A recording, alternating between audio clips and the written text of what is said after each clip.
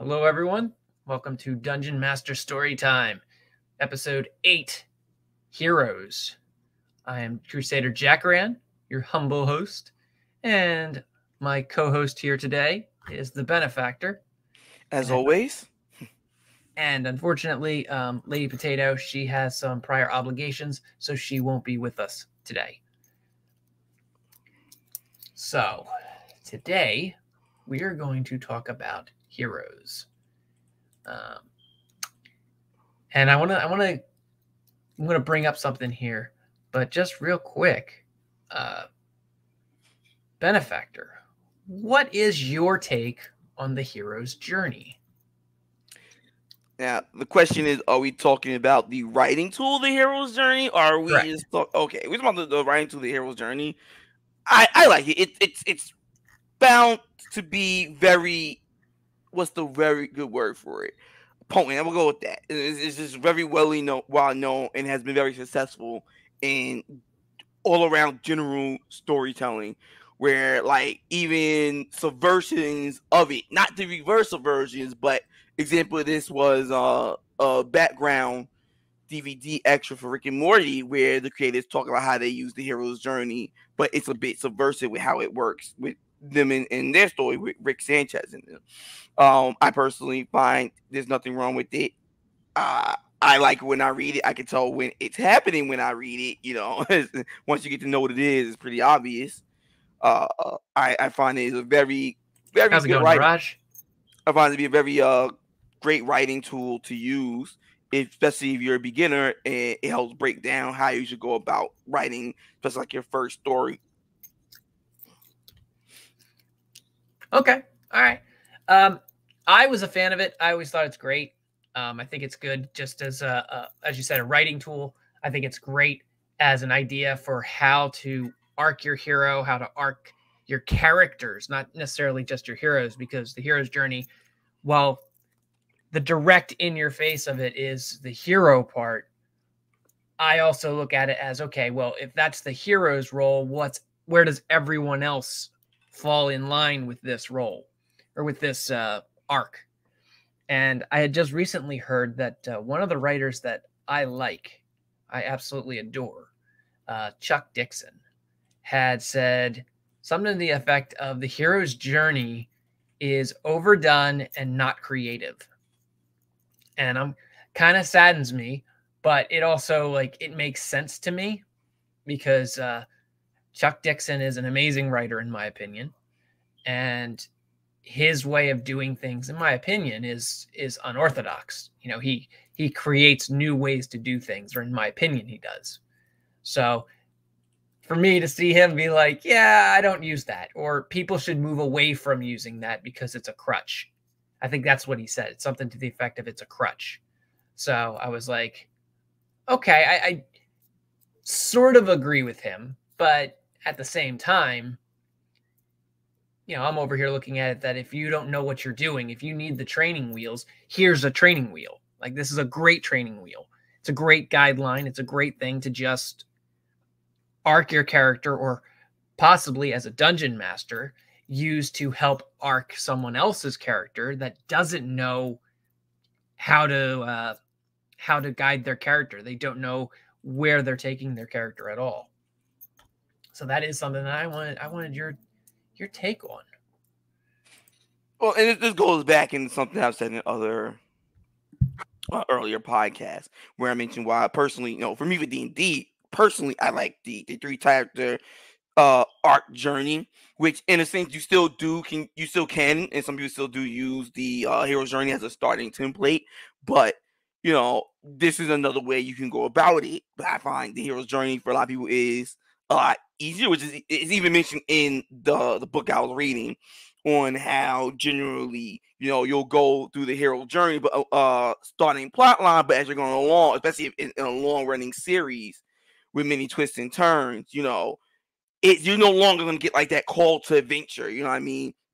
So you're in a long running thing, you're using that just to start, but you're never really hitting that exact return. Now you're going into, like I said, the 3-character. How is going on that adventure, going through the various steps, changing that character? Is it going to be for positive? Is it going to be for negative, or is it going to be neutral? Which sometimes, in a very bad way, is like the end of the hero journey. Sometimes you return the same, sometimes you return a little bit different. But for me, that's one of the things why I say, like, when I write, I prefer doing it that way for a D&D game, because it feels much more natural for your player characters than it does the full hero's journey for a way it's much more useful for like a book, story, and movie writing. Yeah. As Niraj says, oftentimes the hero is more easily defined by a much more charismatic antagonist. And yeah, that can be true, definitely so, with player characters. I know people like to look at in terms of movies and stories and things like that, but I'm looking at it from a villain standpoint in writing Dungeons and Dragons, where I have players that don't do anything, they don't react, they don't get up out of their seat, and so that's where having a compelling villain who's charismatic or energetic or engaging, like the Benefactor here, who is able to coax the hero into action, provoke them into doing something.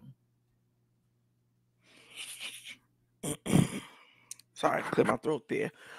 Well, listen, this is a little bit where we also differentiate and divide, because that's how you generally do your stories for that way, and so forth. Which, again, for me, the way I like get my players to move generally too is not just with the villain part that we discussed before, things that are personal to them. So for me, I generally, when using it, is why I don't particularly like doing the hero thing. It's something that me and you discussing probably before. But generally, I like to do the adventure thing. You guys are going out and about. If you run into the antagonist that will push you guys forward, usually it's for a personal reason, so that you hopefully don't end up with a do nothing person, because this now is, even if it's not the antagonist driving themselves, something itself is driving them to do something that they can't just sit around and be like, well, I don't have anything to do. Well, like, you have some person to do. Go do that. This is your story. You need to go and do whatever it is you're setting out to do. Yeah. Yeah, like I said, that is a difference in our style, but I see what you're saying, where it's you take, I want to say, your approach, if I were to articulate it, and I don't mean this in a derogatory way, no one take this the wrong way, your approach is very much like the Pokemon adventure, where it's like you wake up and you already know what your goal is. You have your objective and what you're seeking to go out into the world and do, like become a Pokemon master or become a gym leader or just collect a bunch of Pokemon. That's the vibe I get from playing in your games. It's like, your character wakes up and you already know what direction you're going. And so you can deviate and you can go all over the place. And the player may also not know what the character's agenda is, but that's the gist of how that's how I read your games. If that seems correct, if you think that's correct, or if you think players read that way. I'm fine with that. What I mean, it's a decent enough analogy, especially you consider, like, Team Rocket or any of the villains show up. It's like, now it's on you guys. You guys want to do this. Maybe they do something that doesn't impede your way, and now you're getting involved. So I'm fine with that analogy, especially for other people that's watching. It makes it a lot easier for you to understand. So I'm not really going to argue against it. All right. Okay. So I think we both know your answer on this bit, but let me go with, do you think every story has to have a hero or should have a hero? No, but again, this is going on how we are defining hero. Are we doing more of like the hero here, or are we doing protagonist adventure? This goes back into like the villain antagonist divide. So, like, we going hero here, we going protagonist. Every story should have a protagonist or a group of protagonists, but do they necessarily have to be heroes and heroes? No. And then my next point is, are we talking about stories? Are we talking about like the Dungeons and Dragons side of it, like the tabletop RPG side of it? So for me, my question for you is breaking it down into those two. You know, if we're going into a regular story, you know, I find that is nothing wrong. It makes it easy, especially again, this is going for more on just the pure story side for the person writing it. It's much easier to have a story with quote heroes because you're out there to make them, you know, beat the villains, save the day, or do quick quote unquote the impossible and you know be that person in the story that everyone goes thank you to. And this is just a blanket statement of thank you to. Great for D&D, I heavily disagree with that ideology. Something I hate with 5e, especially general. Now with it being very heroic adventure, still instead of like a much more down adventure, a lot of heroism. You know, I think every story should have protagonists, but you know, you can't do anything without a protagonist and an antagonist realistically. So you know, you can have anthology series, but again, even in those, you have someone during this mini short thing that is a protagonist that you're looking through the variable eyes of. So as I said, that's a hard, not a hard question, but a split point question for me based on like every story or you know D&D game. Yeah, I was gonna say, I don't think heroes are, or every story should have a hero. And when I mean hero, I'm going to blanket that statement, because there's a plethora of types of heroes that there are. So I'm going to shotgun blast it and just say, does a story require every story require a hero? And I'm going to tell the new DMs out there, no, they don't require a hero. You don't need to have them. Your players can choose to be a bunch of pirates, and you guys can run around terrorizing the high seas if that's what you want the campaign to be. If that's what you want to do with your role play and your story, is that these are just a bunch of pirates out here doing their shenanigans. And so that actually snowballs into my next point, which you were just saying how 5e gears more towards like heroism.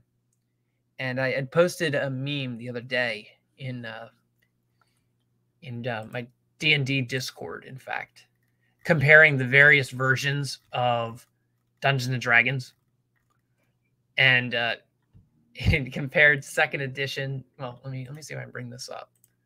This is a great meme. It's a good meme. I know not everyone may appreciate or agree with it, but let's do. Yeah, there it is.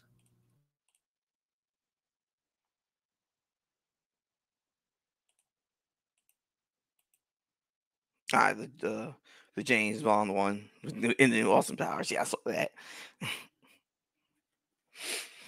You know, I say it's just been a long standing problem with me and in just a lot of their adventures tellings and story writing and just people in general. You know, I don't know if it's just Favi alone. Is it just, you know, the people that do videos and actually show their games and whatnot? You know, that has a large influence on this. You know, again, we go back to like Matt Mercer and like Vox Machina and things like that. You know, various other people that do YouTube videos that kind of have their players be heroes. You know, and going like this heroic journey to stop this evil or something like that. So it's just a long wide variety. Right. I felt it was a little less so in the previous days, but that's just me. This also goes into the fact that how strong 5e characters can be very early on, where they're pretty much godlike and unstoppable.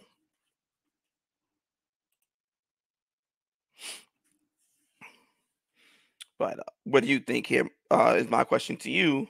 You know, do you think I'm wrong? Do you think you know it's decently accurate in your own self? So like I say, I know you like to write a lot of stories generally like that for your D&D games. You have a story that you want to tell with us, you know, your players being those people that go out there and stop the villain, the big bad, and save people and save the day and whatnot.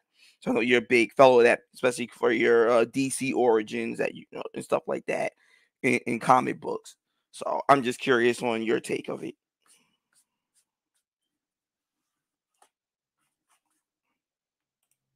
I think. Oh, I didn't realize it didn't make sound. He has disconnected. Apologies, audience. We will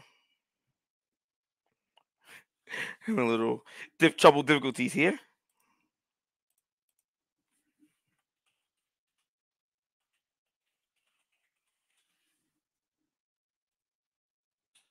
Okay.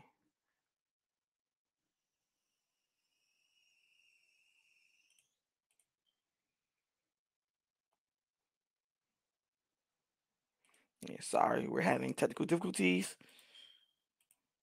You good there? I did all that Okay, I'm talking. back. Didn't even Sorry about realize you dropped. Yes, but I didn't even realize you I dropped. They need yeah, to make a sound for like happening. yeah, I'm yelling expletives at my computer because of how mad I am right now that it just fucking disconnected me like that. Because I was like, I went on my phone and my phone has internet connection, so I'm like, well, what the hell? What the hell? So, okay, all right. It's like all that stuff I say has just been just sink to the void. This is great. Sorry, buddy. Well, before I was so rudely interrupted, what I was gonna say about this is this kind of reminds me of what classic Dungeons and Dragons was. And if you've seen, I know you have. I'm pretty sure you have. If you've seen Conan the Barbarian, all right, they don't really articulate or paint Conan and his allies as heroes. They're sort of just rogues who are out stealing stuff, and their quest happens to lead them into doing a arguably good thing by stopping a cult of slavers, basically. Which, stuff like that. Yeah, that's perfect, and that leads it up to, in terms of play, that leads up to them if it's something important to them, which leads them to deal with this. Inadvertently, it does a good thing, But to me, that doesn't make the players heroes. They just did something that inadvertently had Correct. a rather good outcome for some people, maybe not everyone, but but they got what they wanted out of it. They achieved their goals out of it, and or one step closer to their main goal. But yes, old school was considerably like that. You're just going around to gain fortune either because you're poor, you're maybe the third son of a noble and you've been disowned and you're trying to get yourself back in society. Usually it's a reason why you're out adventuring, risking your life to make fame and fortune. You know what I mean? You didn't really have a lot of these high looting, background starts where you can start as a noble. You start as not, you're just some poor person who got some skills and some basic equipment and you're risking your life to make money. Yeah. Let's see. We got Niraj. Kind of hilarious the streamer DCs with all of us still around. Yep. Yep. That's how it goes. That's the streamer's life.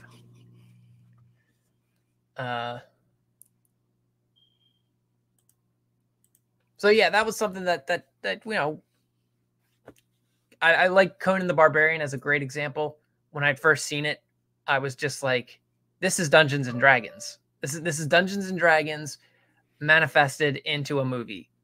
And what's funny is the Dungeons and Dragons movies have never come close to Conan the Barbarian's level of accuracy for Dungeons and Dragons. I guess you could say is the problem where the whole, hero's journey becomes a big issue because it is a standard thing used in a lot of media and movies. So generally, a lot of their movies and stuff end up following that kind of doctrine, which leads it to be a bit of a problem. Where the movie's kind of like, this doesn't really feel like a Dungeons and Dragons adventure. Yeah, because you can't really apply Dungeons and Dragons to the Dungeons and Dragons template or theme to something like the hero's journey. I mean, you probably could, but if you're trying to be more authentic Dungeons and Dragons, to really capture it, you got to have the tone and the mood of it just right, where it feels like a believable medieval fantasy, which is why Lord of the Rings is also another great example of that.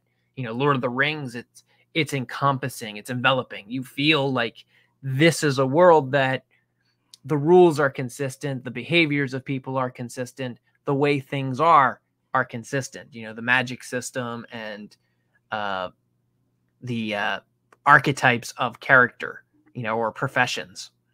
Where if you're following the hero's journey, personally, I like Luke Skywalker as my example. But if you're following the hero's journey, Han Solo doesn't really matter. Princess Leia doesn't really matter. It's all about Luke. It's about his heroism. It's about his journey and how he overcomes the bad guy. And, well, when you put that into a Dungeons and Dragons, it's like, okay, who are you going to focus on? Are you going to make the druid the hero? Are you going to focus the paladin as the hero? Are you going to make the necromancer the hero? And it doesn't really work, you know, from an audience perspective. It doesn't really work when you're trying to set it up in this way. It's sort of like the Hollywood X-Men movies. You know, I would say that's another good example of them trying to put like a hero's journey into an X-Men. And if you know anything about the X-Men, which I know you do, the X-Men, part of their whole shtick is that everyone is unique and everyone brings something to the table. So it's not like, oh, Cyclops, you're not important. Beastman, or Beast, you're not important. So it's like, no, everyone has their role. It's X-Men is probably a good example for like a modern day Dungeons and Dragons party, because, you know, you have your equivalent to a warlock, you have your equivalent to a rogue, equivalent to a barbarian or paladin, a fighter. Everyone has their different specializations that convert, not exactly perfect, but almost perfectly into a Dungeons and Dragons party template or class system.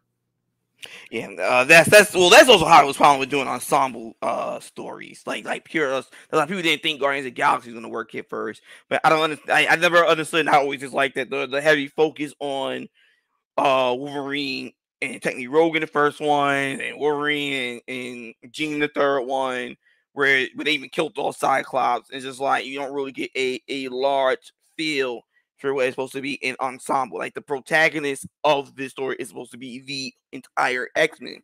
The viewpoint should be as the entire X-Men. You know, and you're right. I think that would have been a good example of, you know, X-Men is a good example of what makes a good D&D party. Or Guardians of the Galaxy. Again, Guardians of the Galaxy is great. You never felt, especially during the first one. The second one, a little bit more, as it was very much more focused on Quill with his father and backstory. But with the first one, you really did get a feel like, you know, you're following everyone, you're seeing what everyone's doing at all times, and that is not just the one person. You really get to see this ensemble of people as a party of completely different backgrounds, just barely any relation to each other. You get you literally get that the role character from Quill. You get the two friends in real that make two characters together with Groot and Rocket, so they came together. You know, then you get the barbarian kind of guy from Drax, and then you get Gamora, who is another like rogue like assassin type, but a little different from Quill, who's more the rogue thief type. You know, I mean, you get this really large ensemble of different people with different backstories and stuff coming in like a regular D&D party, who end up going out and technically doing the rogue and saving the day, but more of not because they really want to, which is a big thing in the thing. It's not like we really want to save the day, but we kind of stuck have to save the day. You know what I mean? And it's great. I like that. That to me works. You know. Yeah. Here's Niraj. Tough sell. D&D ideally falls somewhere between the hero's plot and Dragon Age, where the decisions all suck and you're trying to make the best of a bad situation. And he says, ensemble cast, I think they call that in film and television. Yes. Well, I haven't played Dragon Age, but I have played KOTOR 1 and 2, and I've played Mass Effect 1 to 3. And I empathize with the decision-making process in those games where you're trying to be a hero and their definition of hero isn't your definition of hero or the player's idea of hero. You have anything you want to add to that, Benefactor? No, I think with my explanation going on with the ensemble cast and pretty much the whole start of this, plus people heard my whole thing earlier, I'm pretty good on that one. All right. So then it brings me to another thought on this topic, which is, let's assume the players want to be heroes. All right. Should quests be harder for them? As a dungeon master, should we make things more difficult if they want to elevate themselves to the status of hero? Not really. If you especially you have already have a difficulty in mind for your campaign, I don't really see if they want to be those heroes or really make it more difficult. And this goes into something we talked before, which is like this because you're gonna have that larger variety of player skill, even in that, where you said it yourself, where it's not super easy to really balance in general things around having the do nothing players or the players that don't really know what they're doing, and then you have the ones that do know or min max themselves to how they want their character to be like, because you have such a large disparity. It's one of those things that is I think if you already have what you want for your quest and your villain, all that stuff for your campaign set at particular difficulty, I think if they want to be those heroes, I don't think you should boost up the difficulty, because no matter what, you're gonna lose them. Like I said, in role play, you're gonna lose people. In exploration, you're gonna lose people if you do that. And in combat, you're gonna lose people. In all three areas of play, there's always that wide variety disparity. And you make things difficult, you're gonna have that sink or swim problem where you're gonna have either you're gonna have one person swimming and all of them sink, type of thing, and you don't really want that.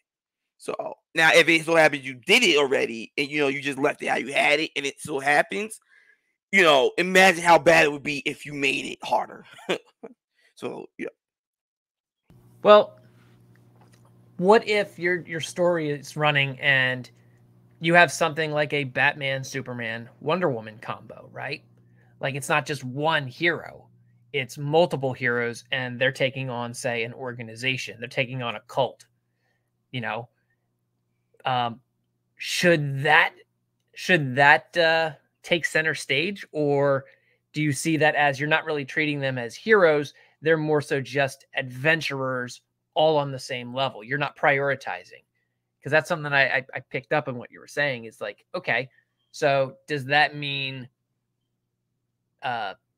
if there's a hero, that means only one person can be the hero? That's something that you were saying or implying, and I want to clarify that. Are you saying that if there's a hero, only one player could be a hero at the table? No. You misunderstand what I was saying. When I was saying, you're asking if the party wants to be heroes, right? You know what I'm saying? Your example of using the DC Trinity, they're all on equal footing and standard.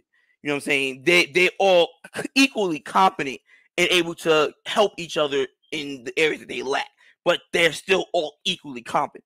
My thing is, what I'm saying is, you don't get that with all D&D parties.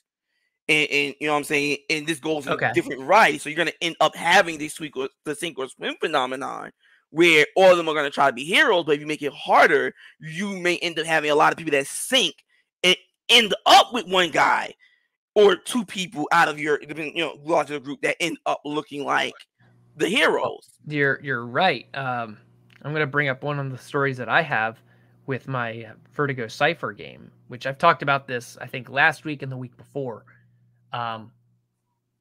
Johnny being a character in that campaign who was basically Superman. And his objective in that game was to basically just do everything. So he was the healer, he was the tank, he was the damage dealer.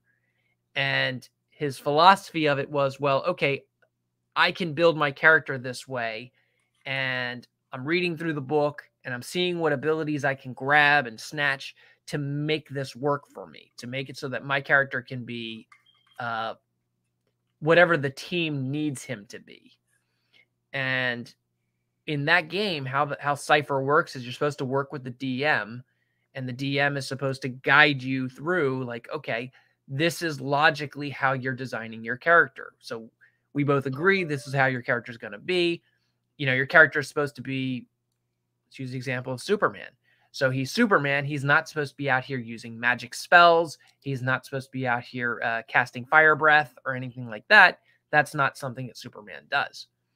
And throughout this game, what he would do is he would begin to expand his character into that realm outside the scope of his character. And that is something that I think it was difficult for me as a DM to manage. It was because it's like, okay, I have a puzzle set up for the rogue, and now here comes the barbarian paladin to solve the puzzle because he happened to pick up a few abilities in the event he needed to do this exact thing, and not realizing that the rogue's character has designed his entire character to do this specific thing. And it just took it. What ended up happening in that case is that Johnny ended up realizing, okay, because I can do all of these things, we're running into situations where I need to shit or get off the pot. I need to decide, am I going to commit fully to tank? Am I going to commit fully to support? Or am I going to commit fully to damage?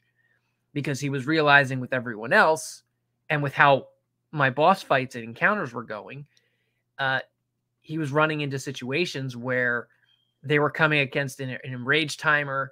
There were just too many monsters that were coming out, or there was just too much damage and not enough someone could absorb that damage. So he was realizing, okay, well, the other players, their damage is coming up to my level. Their survival is coming up to my level. I can start maneuvering my character in a different direction. I can move my character so that it can complement the rest of the team. But I'm looking at it as, again, I'm going to take the Batman, Superman, Wonder Woman analogy, and I'm going to look at that as like, okay, Superman's the paladin, Batman's the rogue, Wonder Woman's the fighter or barbarian, however you want to look at that. And so, yeah, so my point in bringing that up is this is a diverse cast. They each have their own abilities. And you said earlier, it's like, oh, well, they're on the same level of competency.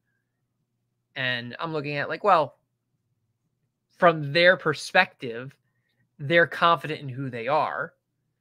And if your players can reach that level of obtainability, they reach that level of confidence in themselves. They're not afraid of like, hey, this is what my character would do. I don't inherently see a problem with that in terms of difficulty or in terms of one overtaking the other, Well, a couple of points. The story you told, that's more of a little bit different thing. It's more of a player thing. It's always going to come down to a player thing. Well, yeah, but I mean that the story you told with that, I kind of want to go on that, but kind of also touch on another thing. Back at the end of what you said there, but you make it harder at the start because they want to be heroes. It makes it harder for them to gain that competency in confidence. You know what I mean? I see what you're saying. That's what I'm saying. Like, you don't want to. It doesn't. That's what I mean by their own competence, and you may have a sink or swim phenomenon because you can end up making it hard at the start, and they're not really ready. They don't know all the things they can do. They don't have that competency. But say someone like me is there who has that competency already. I'm now swimming. I'm saying while they're sinking. Yeah. I see what you're saying. Yeah, so that's my whole thing. This goes back to what I wanted to with that, like, with that you had with that character. You didn't have that issue with me. As to mine, I did the same thing. I was someone that was here to fill the role, fill any role up as best as I can adequately, and do whatever needs to be done if someone can't do it. But I always make sure that, and I even assign people to do it because I know their strengths and weaknesses, and everything. I even assign people to do this. This is your job. You know what I'm saying? Even though I can do it, I'm like, I want you to do it. You know what I'm saying? I always make sure. This is what I mean by that one is definitely like a player thing there, where it's like, yeah, you can do everything, but if someone else in your group can do it and that's their thing, and you only made your character do this so that if someone can't, you're then be like, all right, this is where my step in. That's what my big divide is for that one. There was just like, he should have let that person do that, and then if anyone steps up, then it's just like, now it's my time. And that's what I'm saying. That one's a little bit different what I was really talking about, but you now got what I meant through that. But there's again really good advice to get the plays in general. Even you can do everything. There's someone in the party that can do it. Let them have that time to shine and let them go in and do their thing. And that gives them, especially you're already confident, that gives them that confidence, and then they know, okay, this is something that my character can do now in the future. They know this is their thing. You know what I mean? But this again goes down to for stuff like that. The players they play in DM a very high amount of real communication and trust building and everything, and really, being and understanding what each other can do. Like I said, for me, there's times where it was stuff with magic and I just let Sylvanas do it. I just sat back and was like, go ahead. She took my role. She took the role of doing the magic stuff. And I just was like, okay, I'm just going to be here, do whatever I can, lead her, help out, give a help, assist her and stuff. Well, that was also a level of, that was both in-game mentoring, but also out-of-game mentoring. Because you actually sat down with her out-of-game to help her go over her spells, help her figure out a combination of attack and what circumstances she should be using her abilities. Yeah. Plasma Giga says, I think what the Benefactor is trying to say is some players will play the role of hero better than other players, either with better role play or better decision making. And yeah, I think that's probably a fair assessment. And I think that is what you were saying, right, Benefactor? The gist of it, yeah. Okay. Yeah. Some people are really good at the hero role and some people aren't. And you can't really force someone into the hero role if they don't want to be. But I personally take the route of, if someone wants to be a hero, I don't have a problem letting them be a hero. If they want to try and do the hero thing. I lean towards games where, I like to assume my players are heroes. But even with that assumption, I'm not going to change the degree of difficulty on something. Usually the hero's route is more hard just naturally. Trying to convince a drug dealer to give up dealing drugs is a lot harder than incentivizing the drug dealer to keep dealing drugs.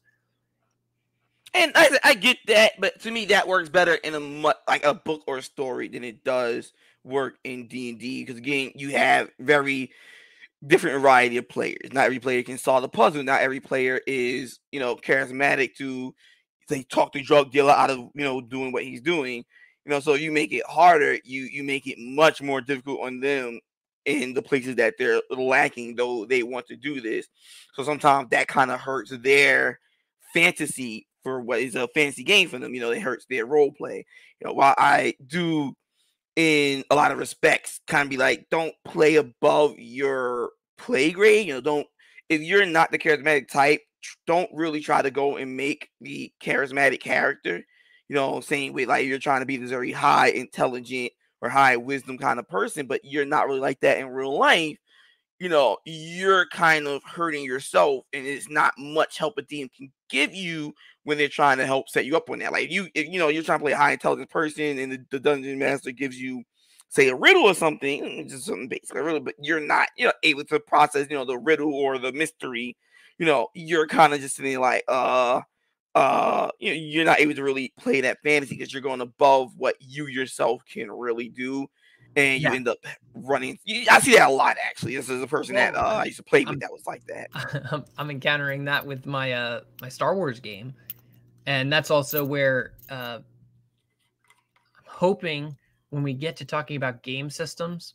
I know we talked about game systems, but I'm talking about different gaming systems like Cypher, Pathfinder, 5e, etc. When we get around talking about that, there's something that I like about Cypher, which is it's very story driven. It's not quite, I don't want to say, I mean, it is theater of the mind. I should just clarify that. It's very theater of the mind driven.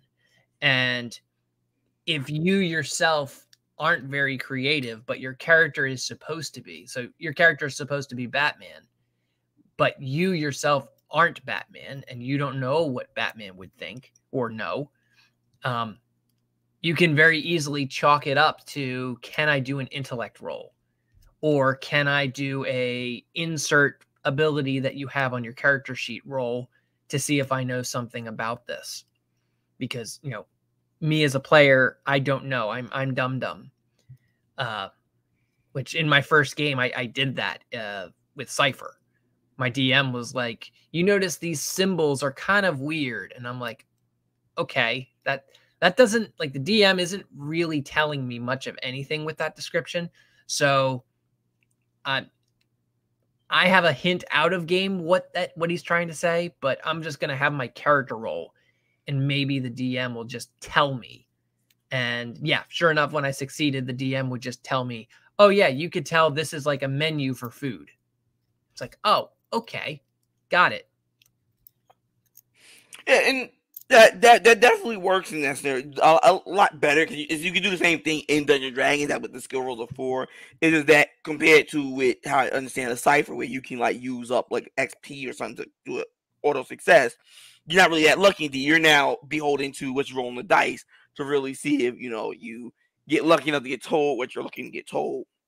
Yeah, but well, it's like we had in our Thursday game, where you might get a DM who is following the literal definitions of what the abilities and skills are, and they don't waver. They're like, no, insight is for this specific thing, and you can't use it on anything else at all. Yeah, no, I don't fault too much. First time DM, it's something I felt like I personally feel myself I was guilty at on my very very first game, not the one you was in, but the one I very first had done. I felt at times I was a little strict on it, trying to get used to how I want to run things and stuff. So I didn't fault too heavily on him. It was just the other things that was kind of like in the part that we had on top of it, kind of where it went really sour. Yeah.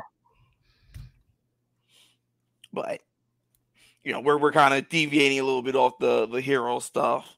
So do you think a hero needs a villain or antagonist enough to have in the story for them? Like, do you think if your player characters have a hero, do you think it has to have a villain? Do you think they have to have an antagonist? What do you want out of your heroes is probably what I should say. For your player characters, they choose to be heroes. My I would say, no, they don't need a villain. They don't need an antagonist. They need a circumstance. I mean, there's an old movie came out in 94 or 95 called Volcano. Right? Let me Google that. With Tommy Lee Jones. And as you might guess out of the name of the movie, Volcano, 1997.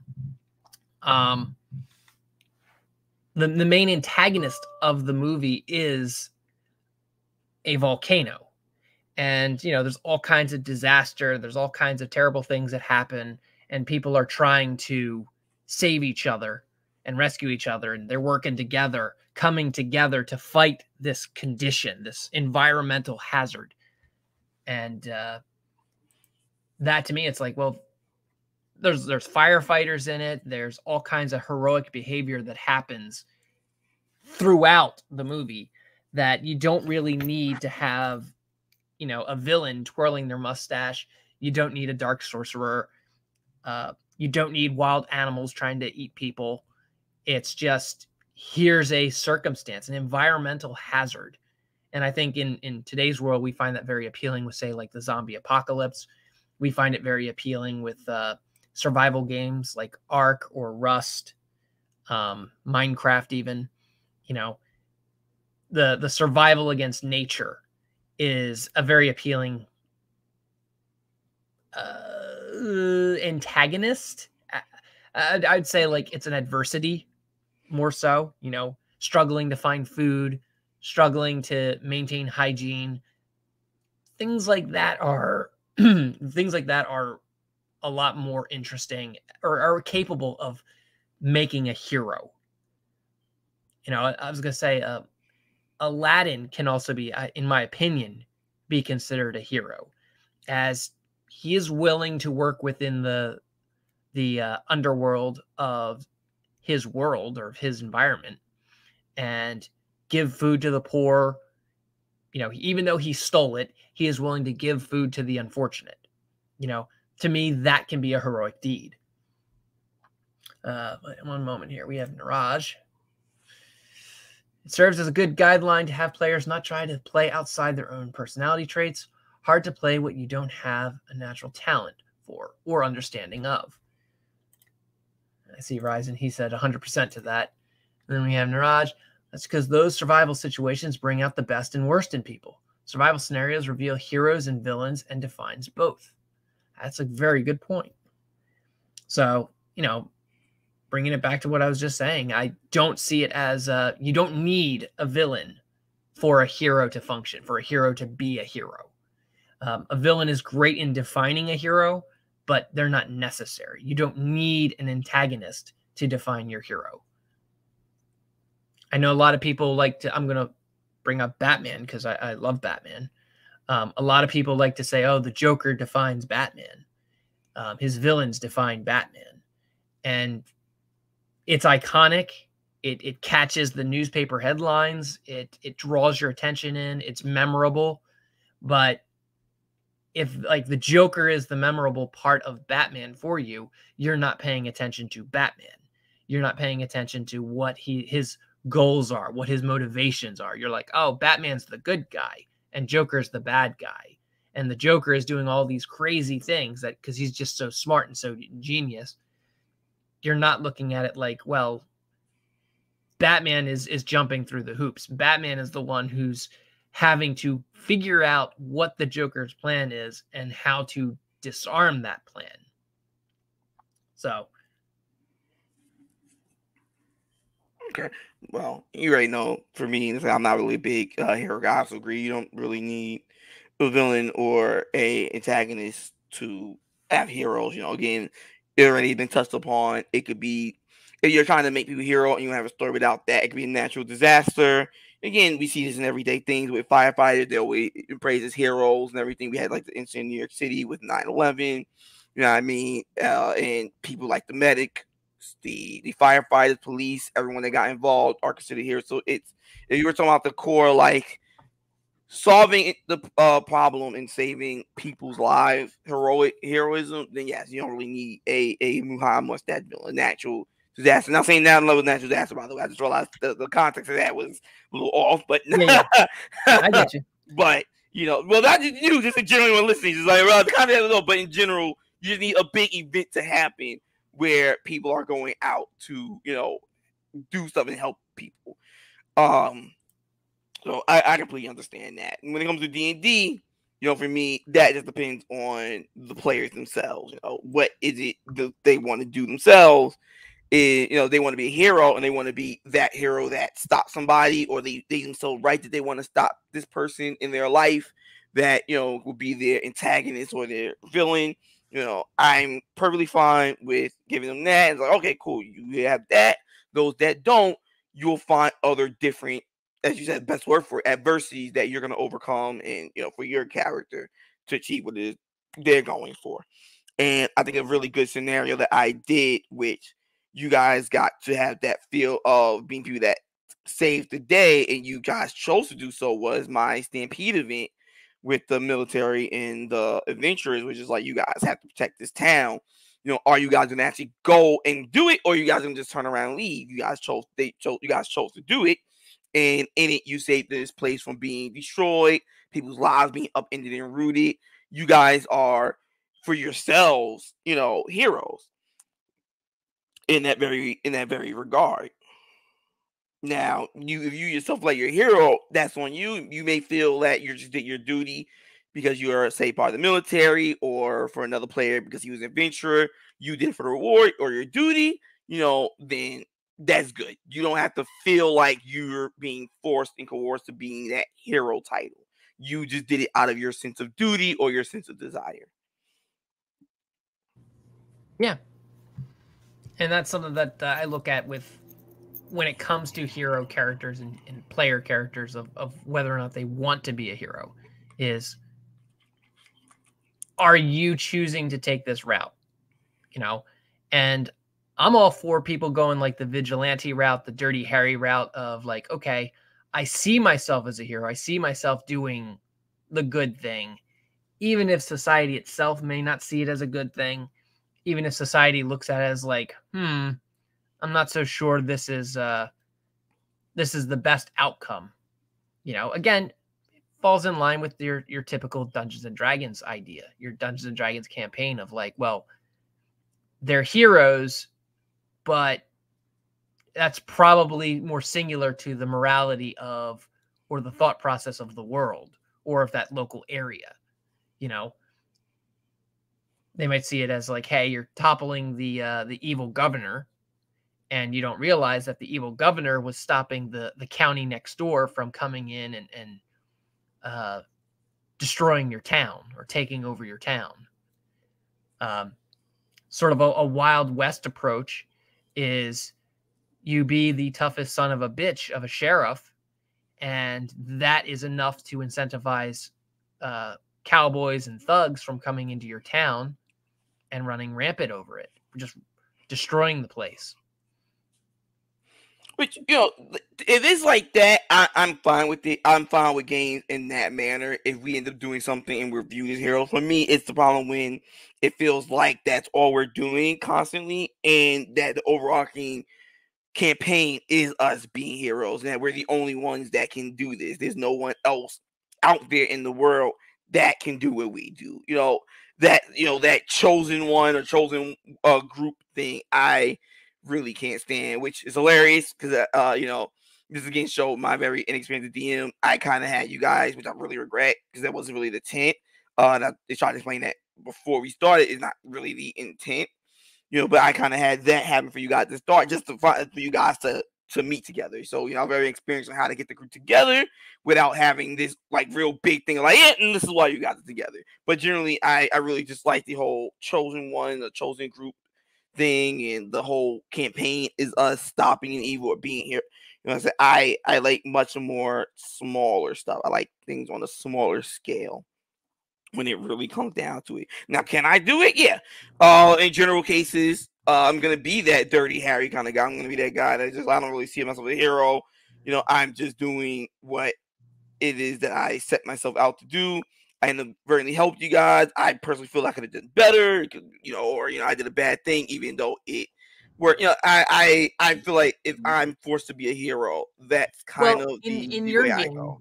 In your game, Scion, you had us with this like chosen one type ordeal where we all had this aura, this glow, and we could recognize that in each other. I took that. Maybe not everyone did. Maybe everyone was like, that's just saying, hey, this is a player character, not an NPC character. But to me, I look at it like, okay, so he's indicating that we are chosen ones. We are some form of avatar or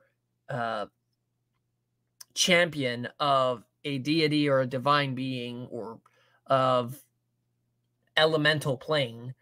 And we are tasked with the journey or challenge ahead of us. Yeah. And we could choose whether we want to go down the route of evil champion or heroic champion or just a detective doing their 9 to 5.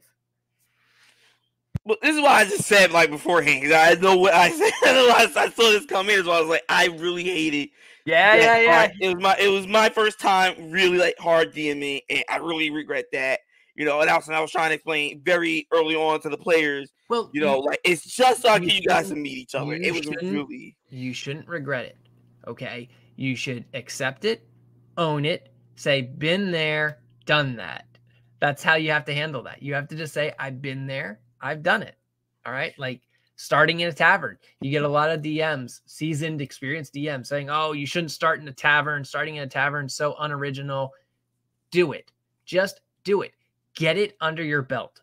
Just say, "Hey, I've done that. I've seen how terrible it goes, or I've seen how awesome it goes. I love it, or I hate it." Just do it. Get it under your belt. Get that experience. I take it as a learning experience, but it's for me it was just like the reason why I hate it and regret it because it's something that I'm personally against is that chosen one thing, and because I just didn't know how to start. The first time DM starting the campaign, I kind of just like this, like everyone understand. It would easily get to meet each other and get to like as a party get together. It's like let's roll with this. And do the explain to them out of character and have it show in character that this is not what the campaign is like focused about. But again, like you said, some people have different expression understanding even when trying to explain it about how it's what the campaign is about in that manner. Even if I explain to the people comprehend differently. So that's your comprehension of it. Some people else may get my meaning of it. Some people may get a complete different meaning from both of us. That's why I say that's why my whole thing was like eventually everybody did get it. But as why I said I kind of regret it because it's just for me, it was against my own style and belief. It was against what I just don't like, and I end up doing it. And that's why I was just kind of like, ugh. But I learned and improved on how I would start, players going forward. But that's not here or there. That's a whole nother topic of discussion on how to start your players into your game. Okay. All right.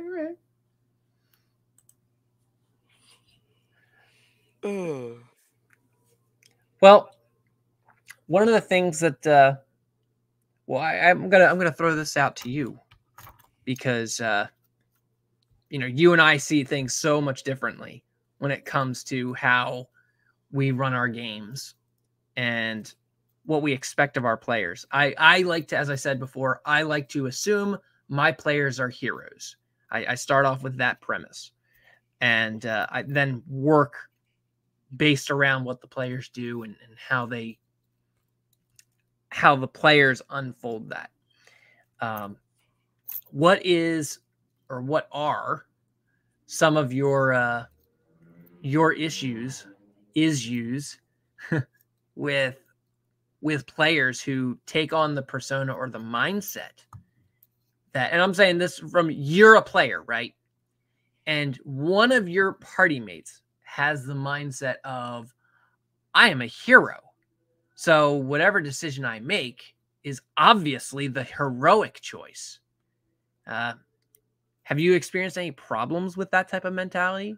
Because I'm sure you've dealt with those type of players. Yes, definitely in your own game. In Phantom, there's one of great note that it feels like that. And they never, ever fulfill that core desire from what it seems like they're trying to do. As a player, it's a little bit frustrating especially because if you don't work with the rest of your group, it at times can become a hindrance. You know what I mean? And this goes back into the person you talked about that did everything. It's pretty much the same thing. It's like you're now taking what could be someone else's thing that they can help you with. They can help you achieve that heroism. But if you try to do it all on your own and you're constantly doing that, you're gonna run into that brick wall that this is not yours. You don't have the ability to do this. This is not what you're doing. You think may be right, but may not be right. And I don't really want to make this a big call out, but one of the perfect examples was when we went to a player character's dwarven village with these 6 children, and that person wanted to do the right thing and help those kids. The way that person went about it was very aggressive, and it was like you don't have the ability to do it. You're being told by the NPCs they don't want your help to do it. And when you keep going on and on, you didn't even really contact the party. He ended up having someone that was luckily there with him. But the people who a would be babysitter. best, but the people who would be best suited to help these people, you didn't contact. You went above and beyond to try to do this thing, and you end up hurting the party as a whole from helping these kids. It's like, yes, you tried to do the quote heroic thing, but it wasn't you didn't go about the smart way about it. That's the thing. Just because you want to do the heroic thing, or maybe the way you're going about it is very correct, it may not be the smartest way to go about it. So, like, yes, you may have the ability to do it, but the way you're going about it is not the smart, especially if that people don't want your particular brand of help. You know what I'm saying? And then, so yes, I've dealt with that on a constant basis. Where just like, if you contact, I don't really say me, but it's in general, you contact one of us, we may be able to help you. We may be to do this as a group, and you can fulfill what you want. You want to help these kids. Your priority should be helping these kids. And this is where I think a big thing is your priority should be helping people, not the satisfaction of helping these people. And that's what I feel like at times was the route that person was going. A lot was more of their own satisfaction more than the actual thing of heroism, which was why a lot of times, it would be one of the others of us, going about and getting that, thank you, like Darvel will get it, Myas would get it, you know what I'm saying? Those people would get it because they did it not count Thor, he just got lucky. But they did it not for the satisfaction, but for the actual desire of helping. And don't come off like, again, this is a player side. It may not be, it's not the character side. The character definitely wants to do it, but from the player, it feels like they're doing it from a satisfactory standpoint. But yeah, I've definitely been in that where, I can do no wrong. I'm trying to do the good thing. I'm trying to do the heroic thing. I'm trying to do the helpful thing. And at times, it's not, it may be the heroic thing. You may not necessarily be in the wrong, but you're not doing it the smartest way possible. And this is where I always say with Dungeons and Dragons or any tabletop, any cooperative game, it's get cooperative. You have other people there with you. If you're not working with them, you are doing something against them, even if you're not meaning it intentionally. Yeah. And something that you were saying there is, which we skirted around this with villains and antagonists with both of those topics, particularly with your character Nicholas, where, okay, you have this guy who's here who's like, okay, I am faced with this issue and I can solve this issue, or at least I think I am, or I think I can, which I'll get to that in just a moment. But you get this guy who makes a decision and a judgment call that hurts his own cause. And so you take someone like Timaeus, who doesn't see himself as a hero. He doesn't see any value in heroism, doesn't see any value in putting labels on things like good versus evil. He looks at it as people are just people. He looks at it as there are laws and rules, and if the law gets broken, then someone needs to come in and rectify this injustice. And then you take someone like this guy who takes on the idea of, oh, I am wholly good, I am wholly justice and lawful and all these things. I'm a hero. And then he does something really horrifically bad. Then you take this guy, you take Timaeus, who looks at him and says, so if this is your idea of wholly good and wholly just, I want nothing to do with it, because it is so intrusive and so destructive. It can't be a good thing. Oh boy, I know exactly what scenario you're talking about too.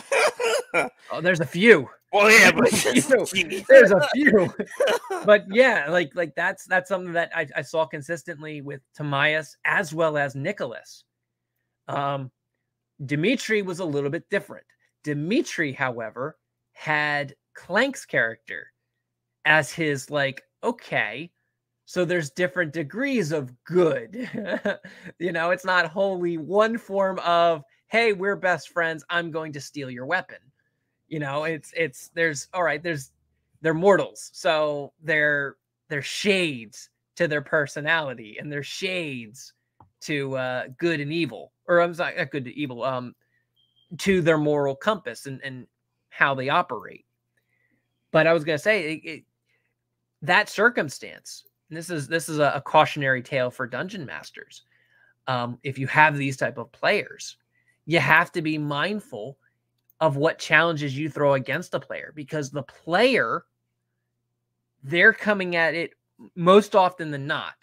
They're coming at it, especially if they're new, that this is a challenge the DM has put against me.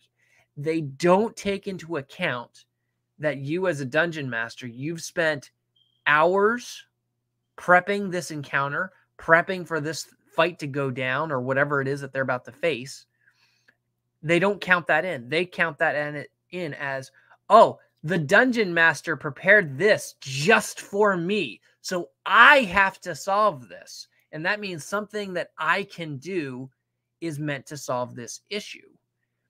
They don't take the moment to think, no, this is not a you issue. This is a party issue. This is something for the party to contribute to, especially if you can't think of the first thing to do in how to solve it. If you can't just, here's the solution, maybe it's not just a you problem. Maybe it's something for the party to get involved in. Maybe. Not always the case, but you start with that deductive reasoning. You pause yourself from saying, all right, there's a disease going around the town here. I can cure disease, but the people don't want me to, because they have a taboo against religious people, religious zealots like a paladin or a cleric. Okay, so I have this problem, and I don't have the charisma to really win them over, but I have a party of people who are charismatic. If I go to them, maybe they can sweet talk the people into letting me do the thing. The trick is, I have to get my party on board with this. I have to get my party in cahoots with me so that we can actually let me do the thing that I want to do. That was a big problem with that in general, because we had somebody working on that, and if that person communicated with us, it would have been, solved. That person kind of hindered us in the long term. We had a plan. We had people working on things. We were waiting for things. So we were waiting for the okay to go and do this, and the person went ahead of everyone and did it. Which again, this goes into, it was like, yeah, you're trying to do the heroic thing, sure, but but the way you're going about it, you end up with your conversation hurting the party. You're not really working with everyone here to get the job done. You know what I mean? And that's something I can't stand. Even as that so-called guy that can quote do everything, just like, I can't stand. Like, again, I just can't stand like not working with the other people that are around you to get objectives done. Like, we're in this together. Things are supposed to be done together. Now, yeah, there's things that are meant for you in your own personal thing and things like that. But even in circumstances like that, you may still need or require someone's aid. You're not alone in this world, literally. It's just really annoying when players do particular things and just, again, I may be at fault at something, even unintentional or intentional, where you end up very much hindering the party. It's, but if you've been talked to, but in not a character as this, you should really tone this down, and you continue doing it. Now it just feels like you just play a single player game. You really shouldn't play a group cooperative game. Uh, you know, heroes can't do everything alone. That's why, if we go by, like, your whole thing through comics, that's why we have the Justice League. That's the whole thing about them. One hero can't do everything alone. Superman can't do everything alone, even with all his vast array of powers. Yeah. Niraj says that's one of the core issues with how people view themselves, both in game and IRL. Some folks think of themselves as the hero, good guy, when really they're the problem. Yeah, and I mean that's you're just talking about Superman. He can't do everything. Well, one of the beautiful things that people love about uh, reading Justice League comics is watching these personalities clash with each other and work through their problems with each other. And the common thing is that Batman's method of interrogation is very it's borderline torture. Well, Wonder Woman doesn't have this problem. She throws her lasso around the person and they tell her the truth. Superman is smart enough that when someone's lying to him, he already knows they're lying to him. And he'll play it off like, oh, okay, they just told me the truth. I'm just some bumbling idiot who doesn't know anything. And then the villain's like, hey, sucker. And then Superman just tails them and watches them lead him right to what he wants to know. So like these three characters just have different styles. And when you watch their different styles, they end up clashing like, oh no, your method, Wonder Woman to Batman. She's like, your method is barbaric. It's destructive. There's no reason for or no need for that level of brutality and cruelty. But it's easy for her to say because she has a lasso that just gets anything she wants out of them. And, once the characters understand each other's methodologies and their way they work together, they come together like a well-oiled machine. You get to that Clank, Dimitri, and Galleon combo where it's like these guys, they got the rhythm. They understand how to work together and they understand what their job is. And they can work in unison on an individual level. Yeah, 100% agree. That's something that we have in our Starfinder game, even though we have like 3 people that kind of do the same thing, which was really hilarious. We all bring a different type of expertise, which is the great thing about Starfinder with themes as well. I think that we bring a different kind of expertise personally within those same skill sets. One is more of a to just explain. We have 3 people that are good at engineering. We have one that is a cybernetic expert. We have one that is a much more grenade and ballistics expert. Demolition. Yeah, thank you. That's exactly where I don't know why I couldn't think of it. Thank you. Yes, demolition expert. And we have one that's much more on the roboticism level of engineering. And together they work together with help. We have a help action type thing, or we both do the same skill check and can get two different complete information from the same thing because of our detailed expertise. So even though, like I said, we have, like you said, there's 3 different ways of interrogation, we can all see, each other's faults, but we also see each other's boon in that and understand when situation calls for it, how we can get our information together and get the full picture of something, or we can work on this together and get that underlining understanding of each other's abilities, and we know when one calls for the other for particular situations. And again, that's goes to the core of cooperation. We understand we are a party, both in and out of character. We understand we are a group, we are a party. We cannot be, Mr. Solo Dolo. For the Starfinder campaign, we're military personnel. We actually ran into, I think, a pretty good example. This is not really a hero example, but a pretty good example that happened was we were chasing down these elder things. That's literally their name, elder things. They're pretty much from Cthulhu monsters that Starfinder has, but they're actually Cthulhu monsters, like from the Cthulhu mythos, elder things. But Starfinder uses them, and they were going to go and pretty much destroy the colony. I'm just keep it straight. So in order for us to get there quickly, we had a map, but it was blocked by a gate that we didn't have the key for. There was another way around, but it would take longer. So one player tried to break it with their weapon because the weapon has a like a power bunker or something like that to try to break it. Didn't work. I had a drone that can lockpick or destroy, a certain hardest material. Sadly, material is too hard. All right. So at this point, we're like, okay, and this is me because I'm used to just like in your games, but in general with D&D, people constantly trying to waste time rolling and rolling and rolling. It's like, guys, can we just move on? All right. Instead of just sitting here constantly trying to roll to get this done, we can just be going. Another player said, wait, hold on. They have something they can do where I'm like, okay, cool. We'll give this a chance. If it doesn't work, let's move. I have a personal thing of just sitting here and just constantly rolling or just, like we just go. Where he ended up having demolition stuff, which ended up breaking a lock for us to get there quickly and deal with the problem before it was too late. And that's again goes into we each had a method to break the lock.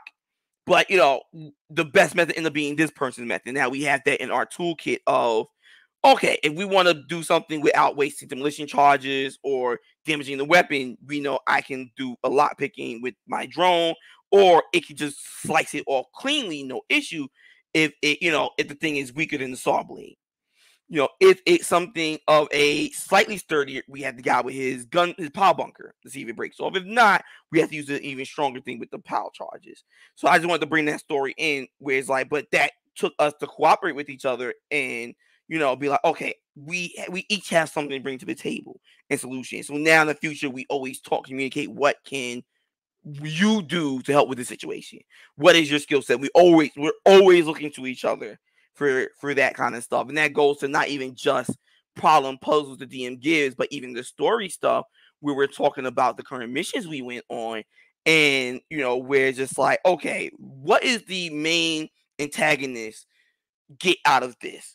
And then one of the perfect things that happened was I was just talking in a leading direction on the whole elder thing, and my suspicion with the previous mission on with another player character and just talking, we're cooperating. He literally came to the conclusion that I was hoping someone would come to and say. So instead of me just outright saying it out loud, it's more of a natural talk and cooperation to get everyone involved. And someone saying X, and it's just like exactly, exactly what I'm leading to with me talking to you. And that's something I felt was a very, no offense to you, it's not really your fault, big problem in your game where it came down to just with your player just not really working with the rest of the party for anything. And Steven thinks to his own benefit, where it's just like you don't really come to get aid in this. And when you do, it's very random and sporadic, and it's kind of just like, what is this about? And it's not really an explanation. Best example was breaking into the room and asking for an item, and we're just like, the hell?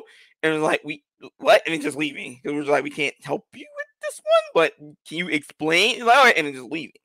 You don't, no real sense of communication or dialogue happens. Or when you do have it, they argue with you, and it's just like, why? Is this not what your character wants to do? And this goes into the heroism thing. You want to be a hero. You want to be this. I'm working with you to be that, but now you're working against yourself. What you said before, sometimes they make it that work against themselves is like, but is this not what you want to be and what you want to do? This is not what you describe to us as your thing. Why? I don't understand why you're like having this big argument with me when I'm giving you the ability to be a hero like you want. Yeah. And I was going to say, that's something that when in my Star Wars game, when these guys were making their characters, after one or two of their first sessions, I began asking them like, okay, what do you guys see yourselves with the party? Like, what do you guys see portrayed and things like that? And people were their ideas of like, who were their best matches, who were their best party mates. I feared they would draw. And so I was like, okay, no. Based on the rule book, these would be your best partners. Now, I have the privilege of being the dungeon master and seeing everyone's character sheet to understand, okay, what angle are each of these guys going for with their character? I'm there with them most of the time to create their character. And when these guys are at the table playing with each other, they're reading the personalities of each other. They're not reading the skill sets of each other. They're not reading the competency of each other or what the character's interests are. They're going strictly off of what the player is saying, and the player oftentimes says things that are outside their skills and expertise. As you would know, certain players who like to talk and build themselves up as like, oh yeah, I'm good at this, or I can do something like that, or I would like to do something like that. And that just goes down to, in general, poor communication. It's great. You guys get to know each other through personality. There's something that we did run into the Starfinder campaign, where we a bit during introductions. Some people didn't really explain well what they did, or didn't explain at all. Their specialty or skill sets. Which the DM kind of just like, not sigh, but he kind of like laughed a little bit and like, he had that issue before, but on a worse scale. He had told me. So it was funny that it kind of happened again. But I understand that, especially because one of the people is very, very new. And I don't want to misrepresent the DM too much. It's just based on our little talk about it. But there's also that where people sometimes don't also know, and we sort of don't know how to express their skill set without blatantly saying their class, but the class doesn't really explain your skill set. It's like, okay, yeah, you're the wizard, but what kind of wizard are you? And this is where through your personality and your skill set, which generally, hopefully, when you're making a character, they align. It's a little weird when you have a character with this personality, but their skill set doesn't match. It gives that like really weird dichotomy. It's like, why are you able? Like, why is this your skill set? But it's like saying, I'm a good guy, but I break into houses. I have a lot of thieves tools. You know what I'm saying? In that, like, you might have a purpose for it, but at times it's a big dichotomy when you see that. It's not the best example, but just trying to be quick with it. Where it's just really weird. But this is where describing your skill sets when talking to people and letting people know, oh yeah, I'm a great mechanic. I like building cars and all this stuff, things like that. I like cars. So the perfect example, this is my character, Tyler, for the Starfinder campaign, where his big thing, outside of like roboticism, he has drones. He loves drones, and when explaining his skill set, he's like, my primary thing is sniper, but I have a hobby of drones. I like robots, and I like drones, and you have the drones around him, and a lot of his personality and aspects of his engineering and skill set and computer stuff is around drones and sniping. So like my skill set is, except one of them, which the team had to help me because I had a poor wisdom score, so I didn't have a good perception. But he has computers, engineering, he has military training, so he has acrobatics and athleticism, stealthing, which is good for a sniper to have. Perception, which again I didn't have a good wisdom DM help me with an item to help me kind of cover for that, things like that. His skill sets also show in the personality because his love for drones, how he takes care of his sniper rifle, having that match. So when he talks, you can get a feel for like why he's like this. You can feel for why he's a mechanic class, but you get a feel for why he has the drones and stuff like that, because he why he has these engineering skills, take care of the drones, take care of any mechanical issues, as well as weaponries and armor. So that having that, and then talking to your fellow players in character, and sharing those small details of your backstory, your character, and what they're about really helps in that regard. And that's something with me as Tamias is why I always try to talk to all the other players and get to know what their characters and play, about what he's in play, but talk to their characters and see what they're all about and whatnot. This is how me and Sylvanas' character, Sylvanas' relationship started, and went forward. This is how Tomias and Dawn relationship was going forward and taking on through their various talks. I got to understand her personality, especially after the whole, first kind of iteration with the whole fire, going around and really talking and getting their personality, and really even asking, what is it that you do? And just a plain simple asking of that can just help in the long run, so everyone can get a gist of what it is that your character's about, both personality and skill wise, and it makes it easier for everyone to meld and mesh together and understand, this is what you can help me with, this is what I can help you with, this is what they can help you with. And another, I know the little rambling going on is with me and one of the player characters, his character named Vari. He was an engineer. I had an idea to use gems and make, in a sense, a lightsaber. And everything which I talked to you about incorporating into the game with changing the gems Yeah. around and insert, and I was like, how I want to put this into the world is work with Invari on making a slot that I can place the gems in my weapon and enchant the weapon this way to make, these particular weapons. And I knew that because he has the engineering and blacksmithing skills to do it. And this is why even when I wanted to make items for Sylvanas like a necklace, he was my first thought because I know this is his skill set, this is in his expertise. Same with him when he wanted elemental bullets. He was like, I know someone that is great at magic, and me and him already work together, and he would know how to imbue stuff. He's done it before.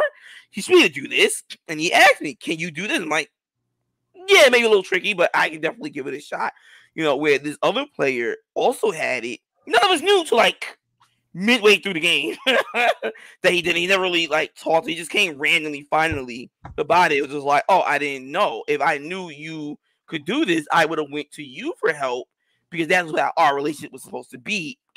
Didn't really play it out well, where I ended up taking much more to the other guy. That was hilarious, the elf and the dwarf. But where it's like, if you would have told me this and you communicated and talked to me like we're people, and together, like how I thought we were gonna be like, I would have came to you to help me make this item and everything. You know what I mean? I'm glad you're telling me now, Yeah, you didn't take the time to actually speak to your teammates, which make of it what you will. Typically, a characteristic of a hero is communication skills, some way of engaging and connecting with your community, your society, your world. Yeah. So, sorry, I had to drink a little bit of water there. You're right. But so, sorry, go ahead. So I'm thinking of that scenario, and I'm also thinking of the another scenario where one player in my game, he was I have professions in my game, crafting professions. You know this. The audience, you might not know this. And typically what I'll do is I'll give people a free profession at the start of the game. I'll be like, hey, pick a profession you want. You can have it for whatever, either a crafting profession, a gathering profession, or just something to say your character was making a living off of this thing before the campaign. So this is basically how you got your money, etc. And this one player was trying to deter and push away other players from taking any of his skills or abilities in terms of profession. And my attitude of it was, well, I wouldn't do that if someone wants to be an armor smith, or they want to be a blacksmith, or if they want to be a whatever. Let them, okay? Because you're not going to be there all the time. Now, that's going to step on their toes in terms of like, okay, if someone needs a blacksmith, they're not going to go to you, or they may not go to you. But all right, that's on you. You need to give them incentive. You need to work with them and engage with them to make them want to go to you. Yeah.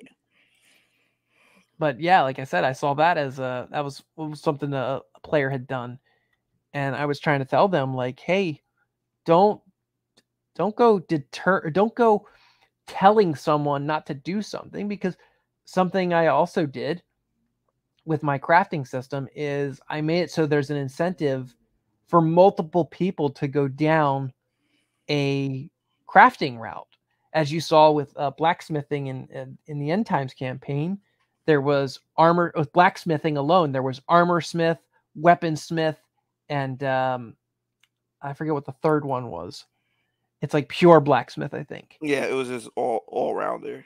Yeah, and each of those had a different specialty. They had a different thing that they brought to the table. And so it's like, okay, if you have more than one blacksmith, you might want to coordinate with your blacksmith, hey, what route of blacksmithing are you learning? That way I can go a different route and we can synergize.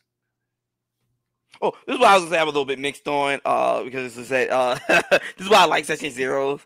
Because sometimes nothing wrong with that, especially if you're trying to diversify the team's bond. I will say I've been guilty of that. One of the people in the chat would know when we were starting the Starfinder campaign. I was like, please don't, bro. I've been like trying to do this for the longest. I really don't want someone else also taking the mechanic drone route. Like I literally been trying to get this to play this for the longest. Please something else. I didn't care if he was mechanic, just please don't be mechanics wrong.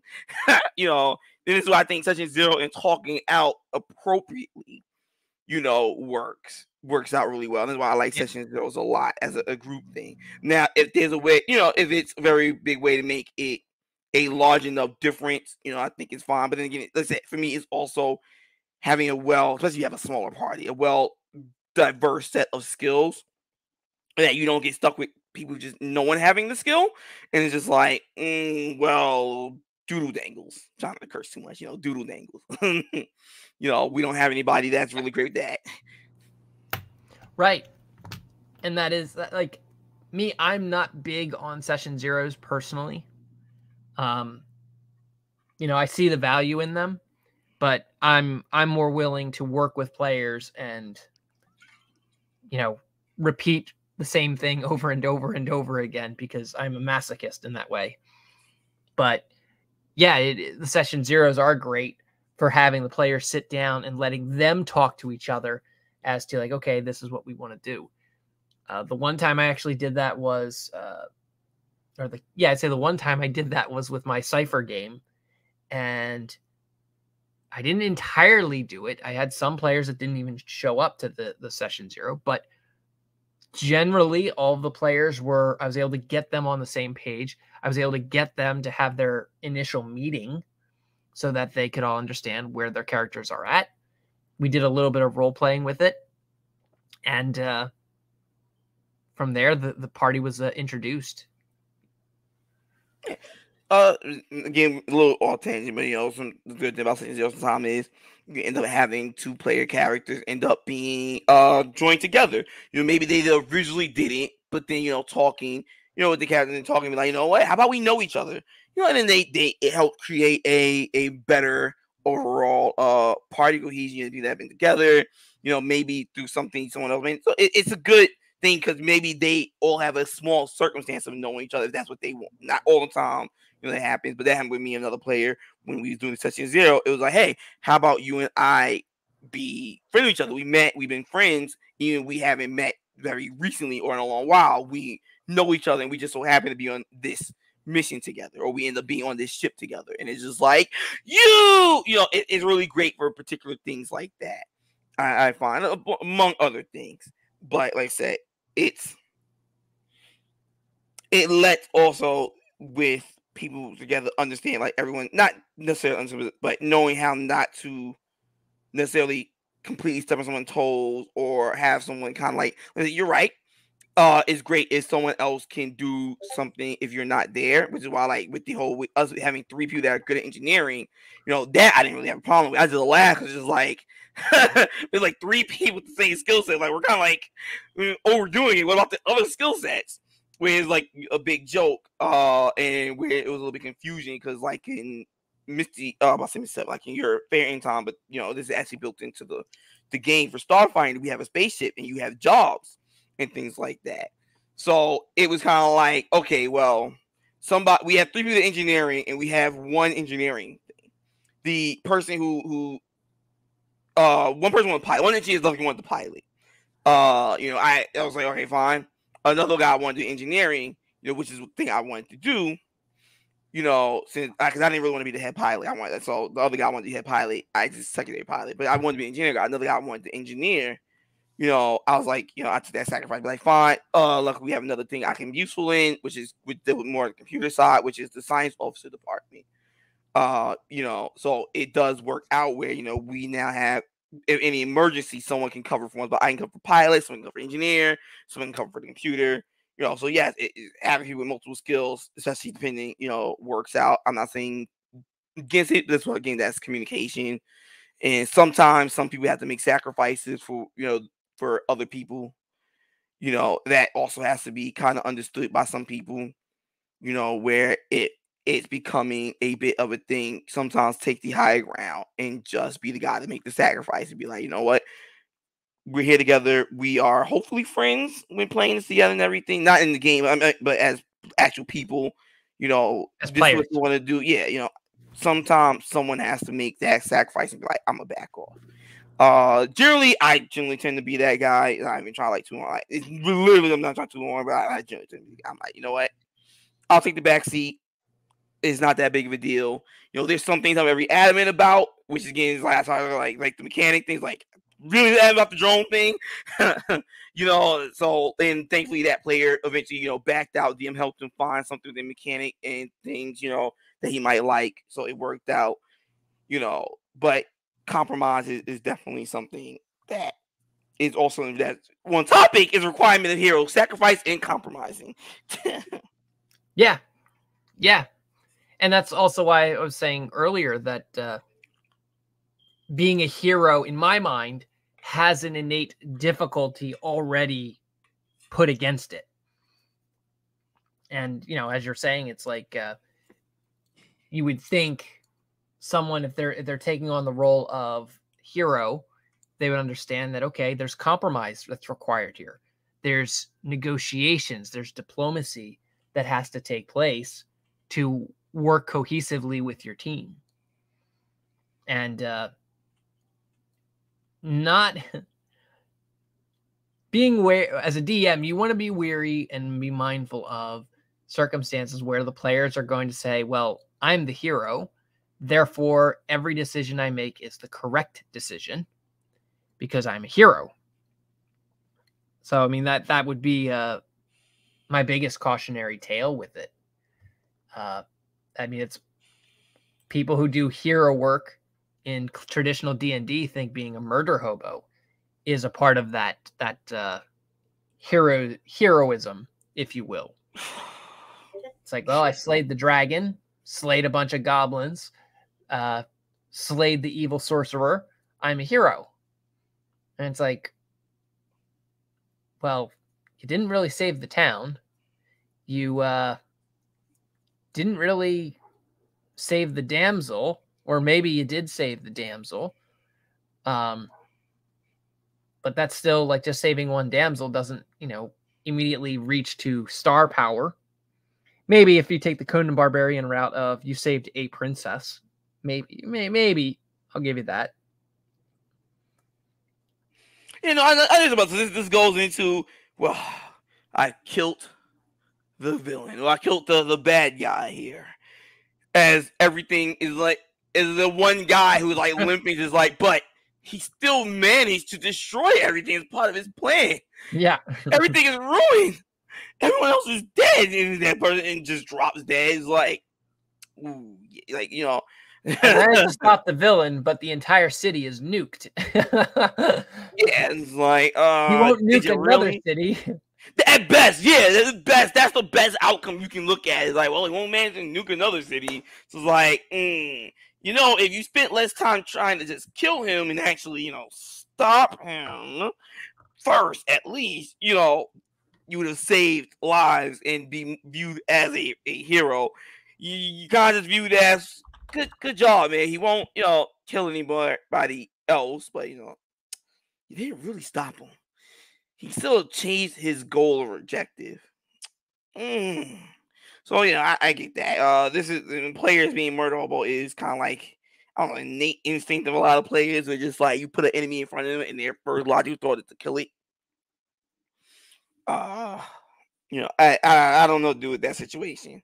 And then it also comes down to maybe you need information out of this person before you kill them. This is not like a villain. You're going through the mooks.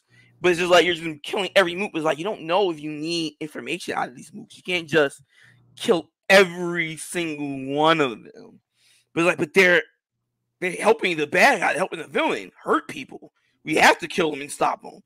It's just like, but you're not gaining any valuable information to deal with the main problem in the long run.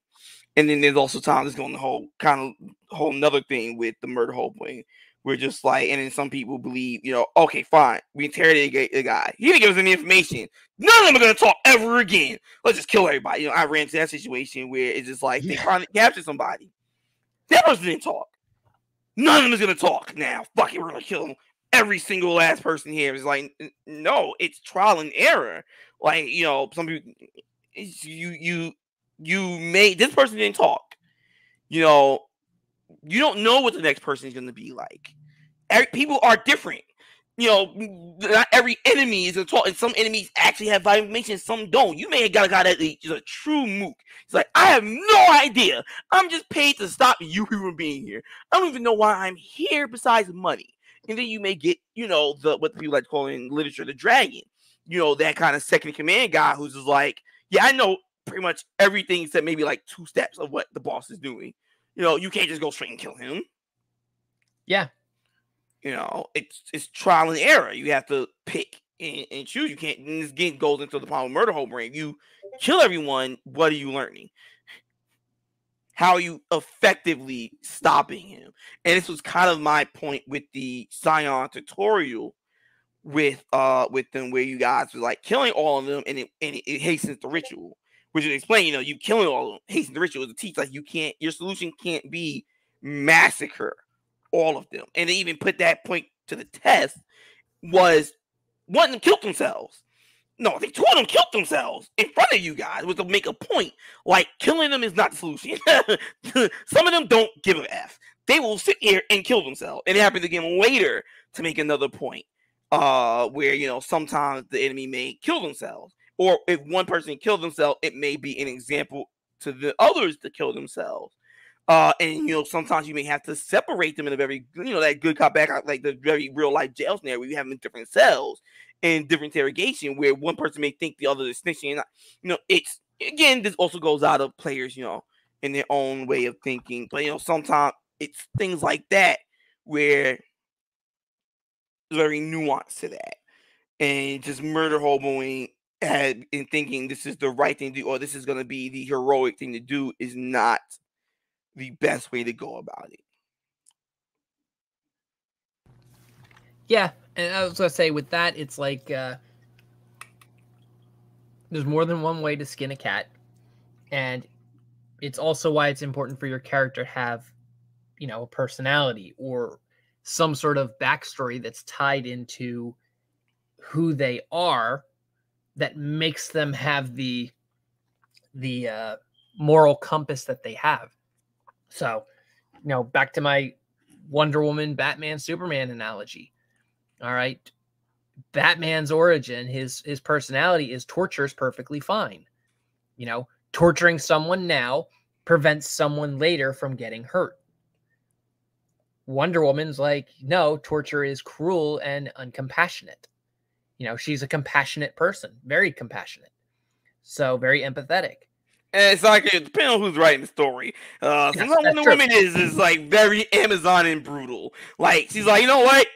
I'm done here, and just like starts slicing people's heads off. See, that's where I'll draw a distinction there. Okay, it depends on who they're up against.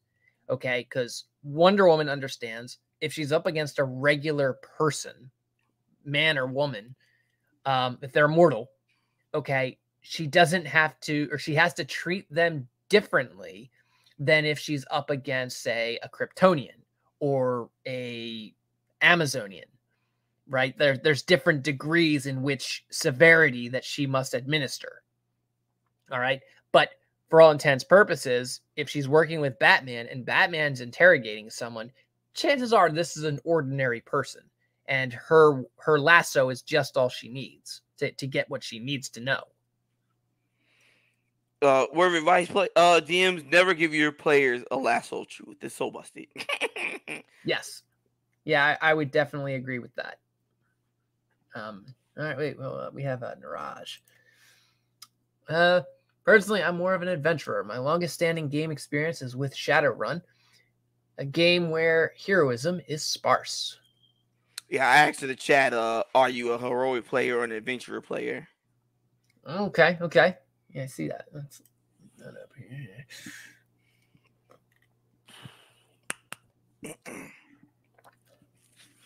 So it was great response. So like he gained more favorability points towards me. Good job. Like I said, I'm much more the adventure type. I'm the kind of guy that I personally look at like stories on a smaller scale, where it's about what each player character is in themselves trying to achieve and do. If I'm a merchant and trying around, maybe I'm trying to earn enough money to buy back my family business or something like that. Like very much more smaller scale, not one where I'm just trying to stop some villainous criminal or trying to save people. It's very small time petty stuff. Yeah, and I would say personal. I would say for me, I like both routes. I go with what I focus on the story. So, as you've seen me with Hal is very, for all intents and purposes, Hal is supposed to be a murder hobo, but I don't play him as one. I look at it as, what does the story require for me to play? Does it require me to be a hero? Does it require for me to be an adventurer? And that's also how I look at the stories that I write for my campaign is, do I want my players going the route of hero, or do I want them to go the route of adventurer? And more often than not, I don't have an answer for that. I typically think, okay, this is the story idea I'm conceiving, and I'm going to give them the route of whether they want to do the hero, villain, neutral, or BTFO,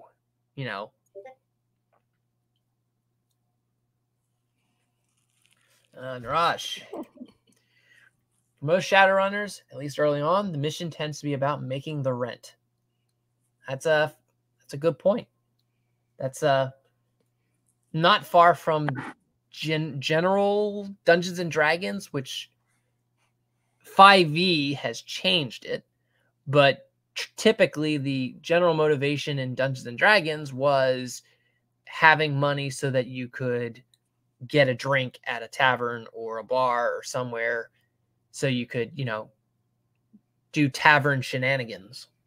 I mean, you also used to be able to start your own business and have housing and actually have to pay rent, taxes. It was a lot of things actually that Gary Gygax did, where the players are meant to spend their money and forcing to keep going out to earn money.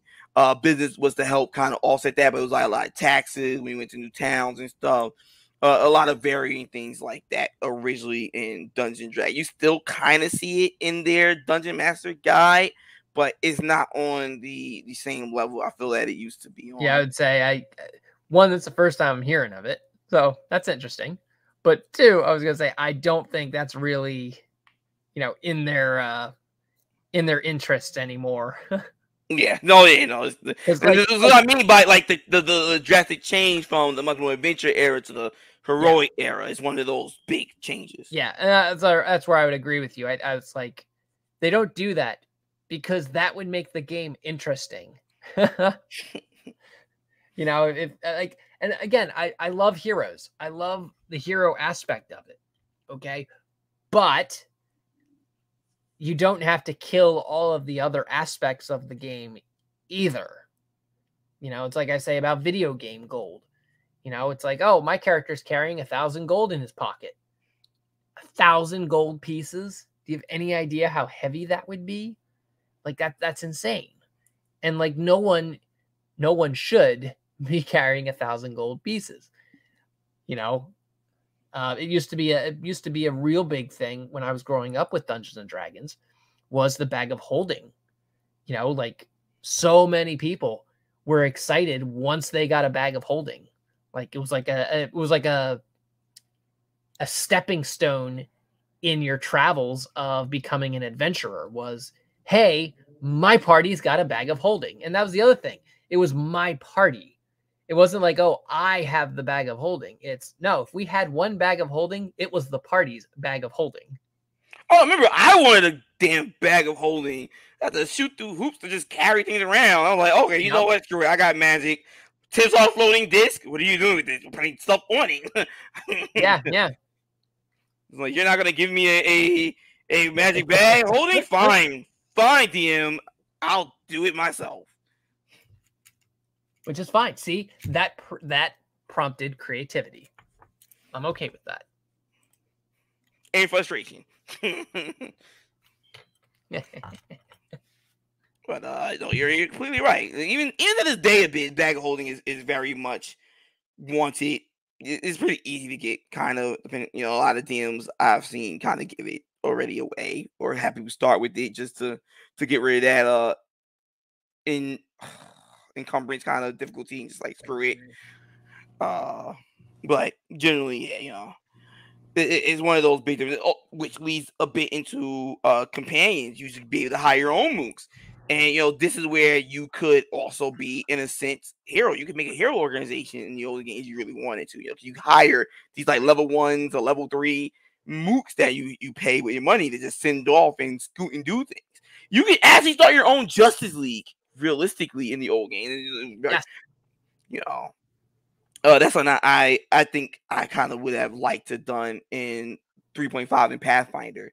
I kind of did want to start my own organization with one of my player characters, where I had like all the feats for companions and leadership and things like that. But you can always do things like that, which I think we'll get into a bit with the next thing we want to talk about next week's session. But back on the whole thing with the murder hobos and players and being here problem solving, and you brought up something great, creativity. This comes into the issue of not everyone will have a good idea how to solve a problem, how to troubleshoot. This is going to like, okay, you're not getting us a bag of holding. Well, I have the ability to let me carry things. I'm going to do tensile floating disc and just put crap on top of it.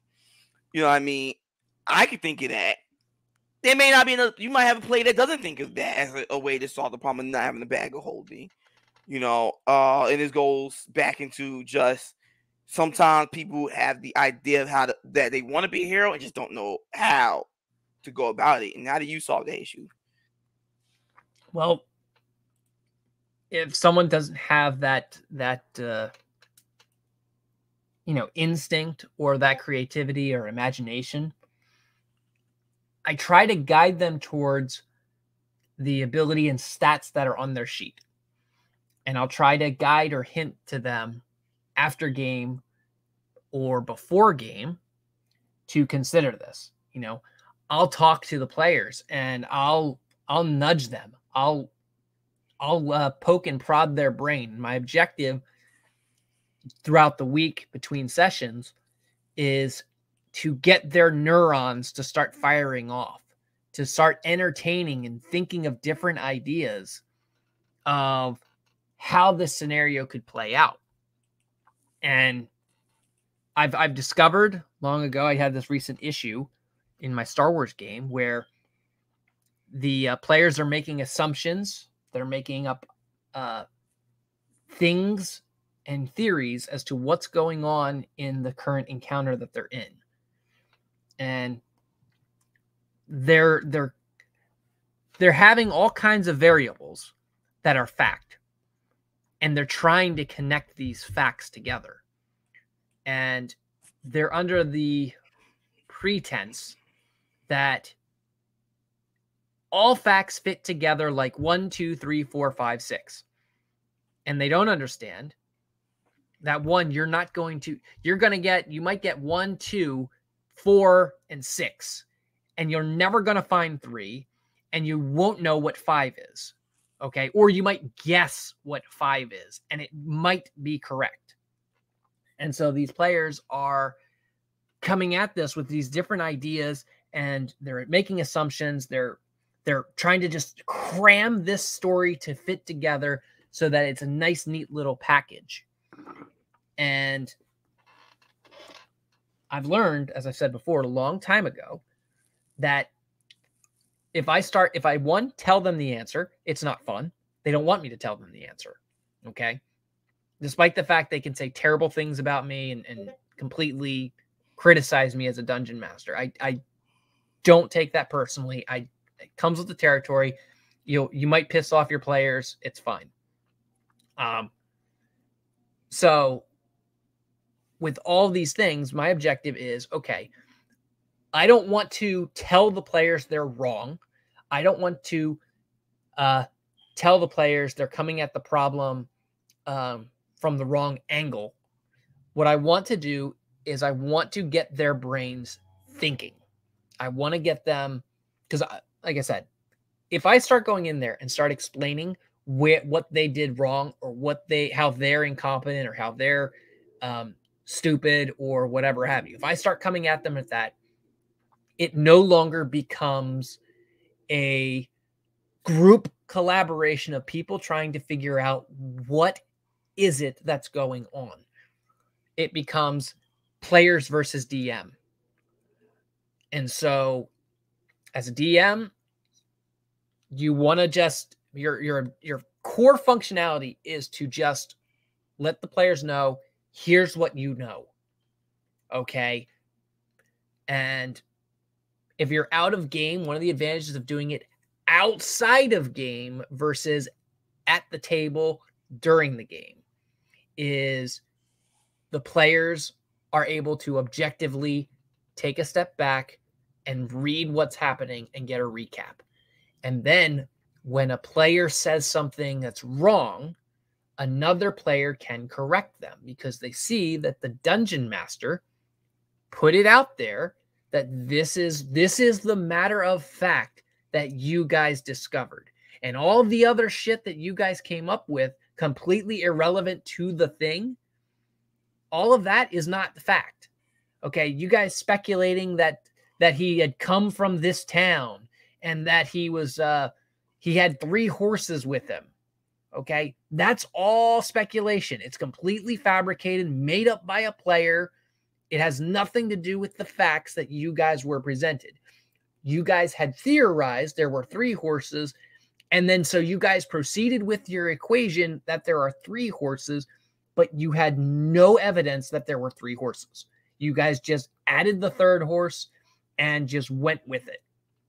So, that's something that I've learned long time ago is don't fight the players, especially if you're throwing at them challenges they can't answer, that they're not creative enough to answer, or they're just too close to the thing to decipher it. They're too close. That's the best way I could say it, is they have to take a step back, breathe, and stop smashing their head against it.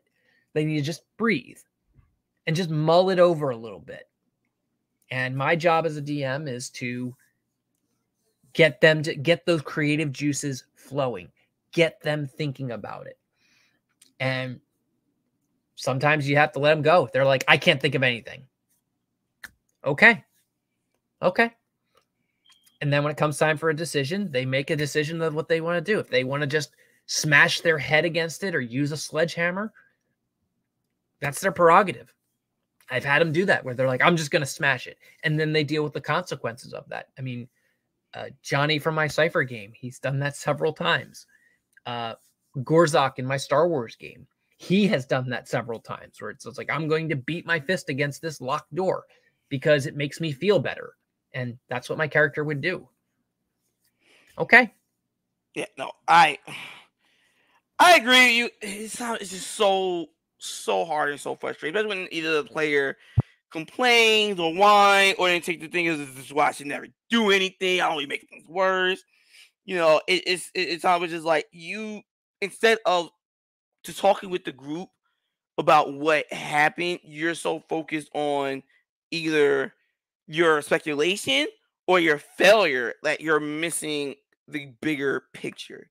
And I had something happen to in the Scion game where the last dungeon where they ended up TPKing in, where they had all these hints that there was something under the dungeon. So they passed this little room, and under the ice, I described, you see something under that ice going under the dungeon, right?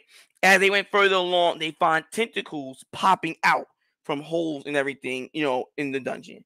They had to get through. They had to get through this very narrow area. It was 3 pathways to try to get across the other side, where a lot of tentacles are and were hitting them. Right. So one of the players' plans was to banish the tentacle, like one of the tentacles, right, so they can get through. Now, it failed. It's like trying to banish a toe. You know what I'm saying? It's not happening. So it agitated the creature, because imagine if somebody tried to banish your toe.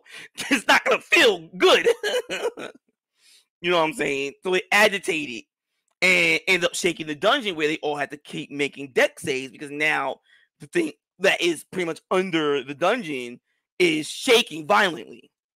The player, instead of taking that as a point of thing to talk about, more so kind of just whine and like, see, this is why I don't want to do anything, because I always make things worse. It's like you're not taking, when players don't take the right takeaway from a situation.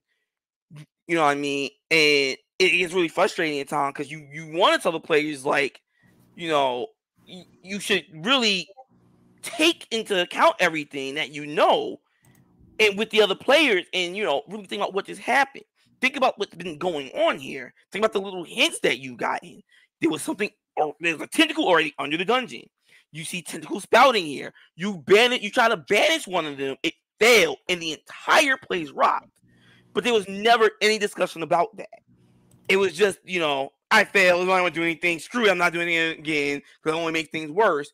Yep. And like you said, now the players just take a sledgehammer to everything. But it's like, you're not really understanding what's happening here. And it could come back to bite you later, because you're not taking a picture of the whole scope there.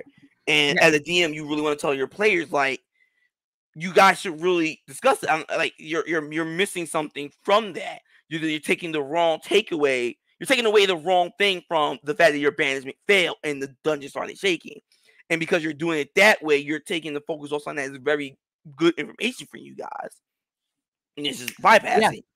Well, I mean, that's something that, I've had that in my experience as a player in your game, where it's like, I have an idea or an outcome I want to happen, and it doesn't happen the way I want it to.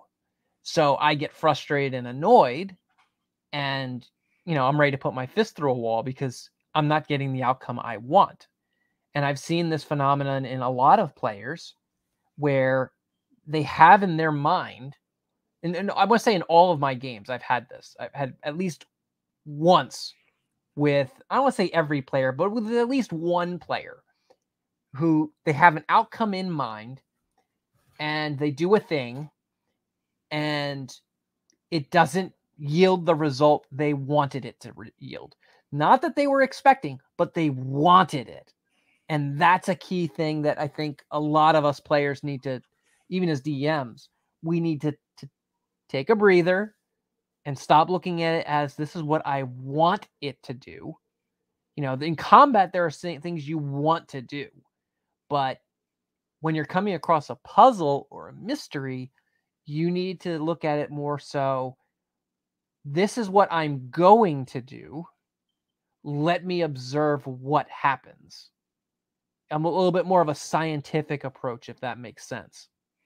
No, it's understandable. I personally felt, for the most part, I try to be like that with Tamaya's, which is like, okay, let's try it and see what happens. Oh, okay. Big example was when I wanted to go to Zin's domain and I failed. He's like, you didn't hit a wall. I'm like, are you serious? I try to do whatever I can. He's like, nope, fails. Like, okay, there's a way to do this. Inspect it. I see. Okay. Hey, angelic player character. I need your help with something. This is gonna be good for both of us. Yep. Come here.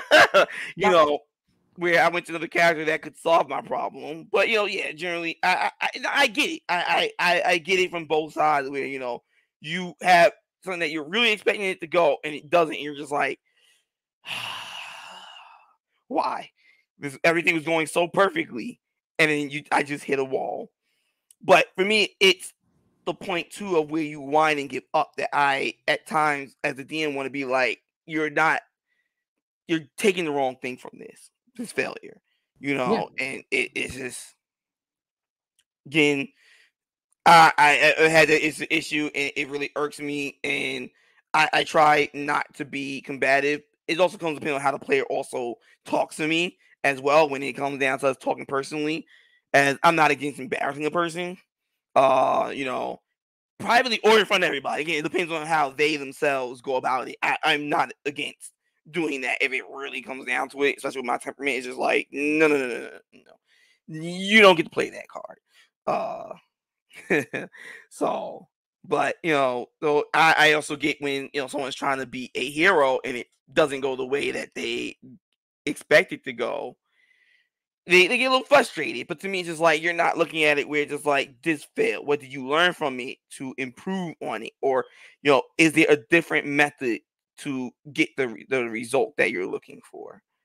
And this goes down to one players not being able to cope, or they just don't have the imagination to change how they should do such things. And this goes down to a similar story beforehand with the player guy I felt that wanted to be the hero of the party, and was kind of like wanted to be the big frontline guy. With the same incident where we was trying to save this elven village that was about to be stampeded by a bunch of Terrafowl's monsters and stuff. And we trying to get these elves to the ship for safety. It's like he's trying to be the hero for this one NPC character who belongs to this one player character. But it's just like you're thinking small time. It's just like, bro, we have a large, multiple large groups of elves that need to be taken through a jungle to reach our ship. You're worrying about this one person who's helping these two people, where it's just like your thing should be the majority, especially if you're being told by another player that they will get them out of here, but they cannot do the job that you can of protecting 50 bloody people at once. You want to be a hero? You want to be a hero? You want to be the tank? Here's your duty. Here's the job that you were meant to do. Do it. Don't worry about these people. There's somebody in your party telling you they're covered. Go. Be the hero. All right. You're thinking small. You're thinking very small in your imagination. You're not looking at the whole thing. All right. We need to escort 4 different large groups of elves. Who can do that? You. These people, I can get them out of here at any moment. It looks bad.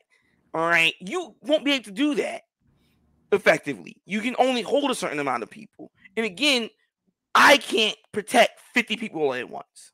Be the hero. This is your job to be here for these people. And this goes into, again, a lack of imagination on how to perform a task where they have this very big thing. They have this thing in mind and they're refusing to see other ways to achieve that goal. All right. We have Niraj here, which I've had this up for about 10 minutes. Who doesn't want a bag of holding? If there was one Star Wars game, I'd want one. If there was one in Star Wars game, I'd want one. I have to settle for buying enough limb pockets for my character to look like he's drawn by Rob Liefeld.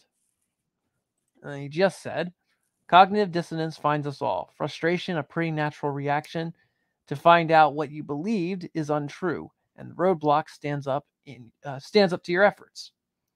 Yeah, I would agree with that. I was going to say there was a circumstance in the End Time campaign where Tamias had come up with a creative solution for something, much to my frustration as a dungeon master, with the Luminarch battle, where he had just banished my boss. And I was like, this motherfucker. And it was annoying. It actually, I don't want to say it pissed me off. It was annoying. And I was like, I'll let him have it, but I'm going to roll to see if I can break out of this shit, because fuck that. But, that way it gave you a turn. It gave you a turn to do your thing. That I'm glad to know that scenario annoyed both of us. When Duke just came back, I'm like, "Are you serious? Oh, so that's what we're doing? Really?" And then to find out the whole thing is requiring him to not be banned, I'm like, "Oh, really?" So yeah, and like I said, there's times where I've had that just frustration, like, what's the point of this? What's the point of me having this spell? But I try not to literally whine or complain out loud. Do I do it to myself? Yes. Yeah. Maybe sometimes much later on, yes. But in that situation, I've learned to just let it go. But yes, I was hella annoyed when he came back. I'm like, so this is what we're doing? Fine. Banish again. It's like, you know what? All right, banish again. Cool. I had rather you tell me it was immune to banish than what you did. Well, right. And that was the thing I had to reconcile with that. It's like, okay, he's going to just banish the boss. How do I make the fight work with the boss being basically stun locked? And I'm like, I could resign behind it because it's like, okay, they can't damage the boss. All right, that's fine. They can't damage the boss. So they're basically just delaying. And I'm like, okay, you know, if that's all they're going to do, if they just need more time, I'll give it to them. But that was the thing. I'm sorry, but that was the thing. We were told it takes time for the thing to charge. So it's like, cool, okay. You know, and we have all these regular soldiers here. If the big guy's gone, we can take care of the small ones, buy us some time. Oh, no, that time requires a Luminarch here. Yeah. Like, yeah, I'm glad we both annoyed each other in that. I was just like, I'm like, are you serious? Which I mean, you feel like, okay, so I didn't want to discourage creativity. You know, like I love that you did it. You know, in hindsight, I love that you did it. I was trying to find. I'm like, okay, banishment doesn't really work because he sends a lot of small enemies. So I'm like, I kind of, even though it fits the character personality and be one of the spells, and no, I'm kind of sitting on this. It is not useful. Oh my god, an encounter where it's actually useful. Bye bye. You know, so yeah, I'm glad. I'm very glad that you were annoyed as much as I was. We was annoyed each other. You're like, this bastard just banished it. And I'm like, this bastard just had his bosses break out of banishment. Okay. Yes. Yeah, and like I said, that was great. I didn't want to punish creativity, but it's also like the boss is necessary for this.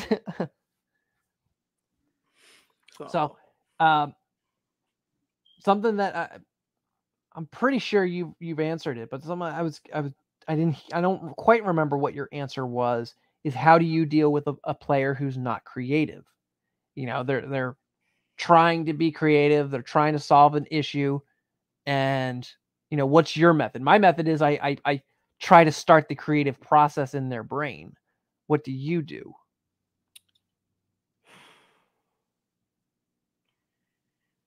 That's for me. Trying to think of how to actually answer that. That's a little.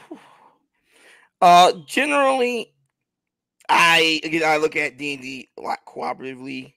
Yeah. You know, I'm hoping if they can't figure something out, they can ask someone else. Can they figure it out? Or at times where, like, if it's something that none of their characters know how to do, that they at least attempt to play around with said stuff. I am a big fan of letting, you know, rule of cool happen if they want to do something really creative. I've seen nonsensical situations, which happened with you when you played John Constantine. You wanted to like have him touch the coin and then shocking grasp his hand as you give him the gold coin. It's like, yeah, you knock him out. You know, things like that. Yeah. I've asked you, could I have John Constantine punch someone unconscious? Yeah, or stun them with a punch. You know what I mean? So, but generally, if there's a problem that needs to be handled and they don't have the creativity, they can't think of it. It's like, well, you have teammates there. You know, that has always been my biggest thing. Is even with my boss fights, was like you guys have spells and abilities to counteract various things that these bosses can do or the mechanics of the fight, and you know, you guys need to communicate that with each other, those things and stuff like that. Or like, say a player is blinded. You know, can anyone remove the blind? You're blind. Like, can you go out? Okay, I can't remove the blind. I don't know how to remove this thing blinding me. I'm blinded by something. Can someone do something? So for me, it's always about, if you can't figure out something, maybe someone in your party can. You know, I want everyone to talk and rely on each other, because without relying on each other, you're gonna die. It has always been my stance. The group has to rely on each other, or you will die and fail. You know, for me, I think it's a big thing with my game. So for me, it's not really getting the creative juices starting. It's looking at them, seeing if they're struggling, seeing if they may have failed at something, and being like, looking at them like, well, your teammates are there. Now, if it's something that their character can do and should have a problem doing, and everything, and maybe they got lucky to roll. I don't roll again. It's very dependent, but generally, it's like you have people here. Stop doing it yourself. That's why that's kind of hard for me to really say, and that's how I kind of do things. Which is like it's just pretty much that. Oh, I can't get this door open. It seems to be jammed. What do I do? My lock picking failed. Me trying to ram it failed and just not strong enough. Man, how do I solve this problem? Oh, maybe get the barbarian guy to do it. You know what I'm saying? Maybe, even small things like with the whole water thing in that guy's in the Thursday game we used to play, where it's just like, oh, there's something down there, maybe I can yank it up. It's just somebody needs to tell me. Luckily they say it out loud. It was like they couldn't solve the problem. It was like, oh, hey, barbarian, you're strong. Can you do this? So for me, it's never about the singular focus. It's about if you can't, someone else can. Go get them. Work together on it. Always cooperation. Always. My fights, both boss and non-boss fights, how things go within the game for social inspiration. It's always been like, if you can't solve again, it's a little rambly, but this goes into that too. That same everything, the Stampede thing. It was supposed to be for the fighter guy with the missing potions. He wasn't supposed to go out and do that himself because his mission was to set up the perimeter and help prepare for the Stampede. He needed to ask the others to assist him in recovering these potions, either getting the ones that are missing or getting a whole new stock of them, which, he didn't do. He took it to do it upon himself, which kind of made it a little bit harder on him. And he also ended up not getting his primary job done of getting the perimeter finished before the monsters started attacking, and that's one of my things. Like, okay, you realize you don't know how to solve this problem at the start, ask someone else, do that. Yeah, I'm noticing a certain theme and duality to your to the method of your madness here. As a DM, you take the perspective, you as players figure it out. And then as a player, you take the perspective, fuck all y'all, I'm going to do this myself. Well, this goes, okay, so I know it's crude, but that's the pattern I'm noticing. All right, this goes into depending on who I'm playing with. With this is not to be rude to the people I've played with in your games, by none. Because I actually feel like I do rely on Pseudo a lot. He was very helpful. If we had that dynamics he's there where I didn't feel alone, in getting stuff done. I had someone I can have help me get stuff done, but then again, he was also more of a servant robot, how he made the character. But it comes down to where I don't find my group reliable after like testing with the waters with them. Then it was like, okay, you guys are not reliable. I'm gonna do it myself, and then when I need you for something particular, I'll come and get you for then. So you're not really wrong, but it very depends on who I'm playing with. In Edalian's game, not the Starfinder one, but that one too. But the previous one that I had left the in time for to play with him in real life, called Persona.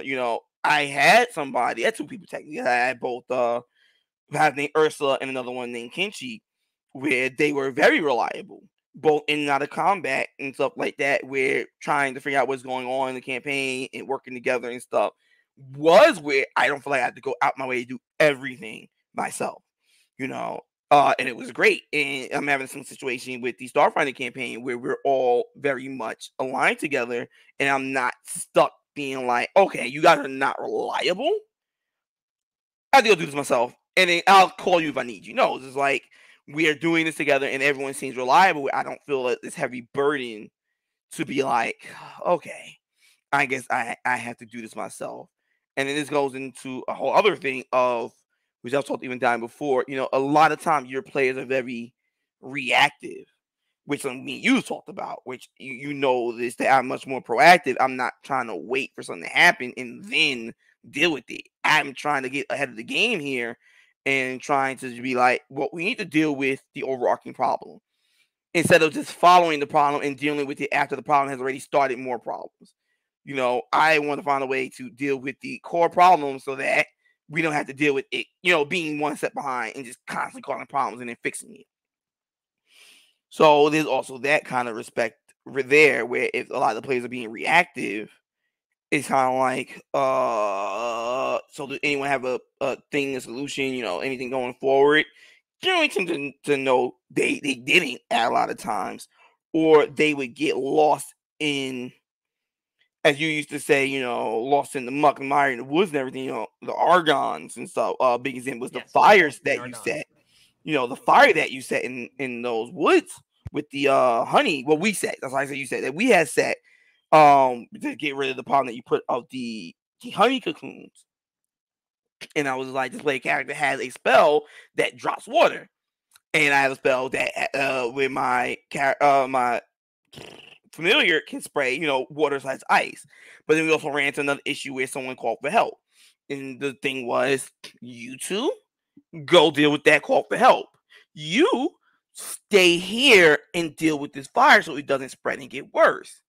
And when the two didn't come back person help, that person that was dealing with the fire is just like, I want to go check on the other two, but the fire is still here and raging. So don't. And then started asking again, and this is where both my character personality just like, I already gave you the answer. If you're gonna ask me, then just do whatever you want. It's like, nothing's gonna change. There's still a fire here, where that person chose to go and help the other two that didn't need help to help that person. You know what I'm saying? Like, but we still have this fire here, which ticked him off, which also kind of ticked me off because I'm like, that was heavily irresponsible. It's like, you're the main person that can put this fire out.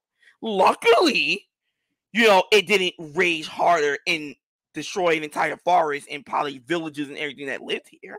Luckily, but you don't know that. And that was one of the things was like, okay, I can't rely on you. I already told you before, leave it to them. And my whole thing is like, if you trust them, then you can trust they'll get the job done. You shouldn't need to help them. To me, that shows you didn't trust them to get the job done. Where I'm trusting them to get the job that I gave to them done and you to get the job that you supposed to get done. But you did not do that. You broke myself. And that's something that kept happening with a lot of them, where it's just like, I gave you a job. Hello? You're breaking my trust, which is like, I might as well just do it all myself. Because if I leave it to you, it's not getting done. And this goes back to the other player where it's just like, you guys recruit me for the ship that you wanted to have for the security details, so you be head of security. Where are they? You didn't do it. That's like, at that point, I just did it myself. Why bother going to you? And this goes against my own core, like you said, where you see that difference is like, players should be cooperating and working together. But if I'm doing that and then the players decide to not, which is their choice, then it's like, I'm just gonna just become solo guy at that point. It's like, y'all do that, I'm gonna go do this. So you're not wrong. There is that very duality of difference, and it's just like, it's really weird. But for me, it's because the party that I had when I was doing that always gave me unreliableness, and it begins to slowly irk the nerves, which is like, I might just do everything myself. You know what I'm saying? What's the point of this if you're not going to be helpful? And and we work together on this. Well, I would say you have been in 3 of my games. Yeah. 3? Yeah. And we have been players, party mates in 1, 2, 3 games as well.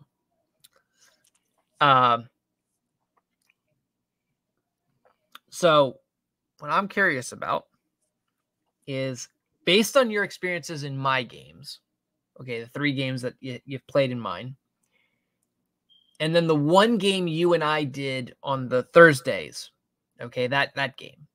Oh, actually, no, take that game and also combine it with the Lady Potatoes game, okay? What do you see as like a contributing factor to you splitting away from the party?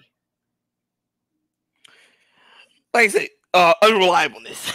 If we're working together and we agree on the objective and the goal and how we're gonna go about it, and you kind of don't do your part in the group, and it keeps happening, it becomes a big like, okay, this is not working, and everyone else seems to be fine with it. I'm not trying to spoil the other's fun, everyone's fun. If it comes down to it, I'll do it myself. Now, with the one with us being players together, especially, the one with Lady Potato was much more.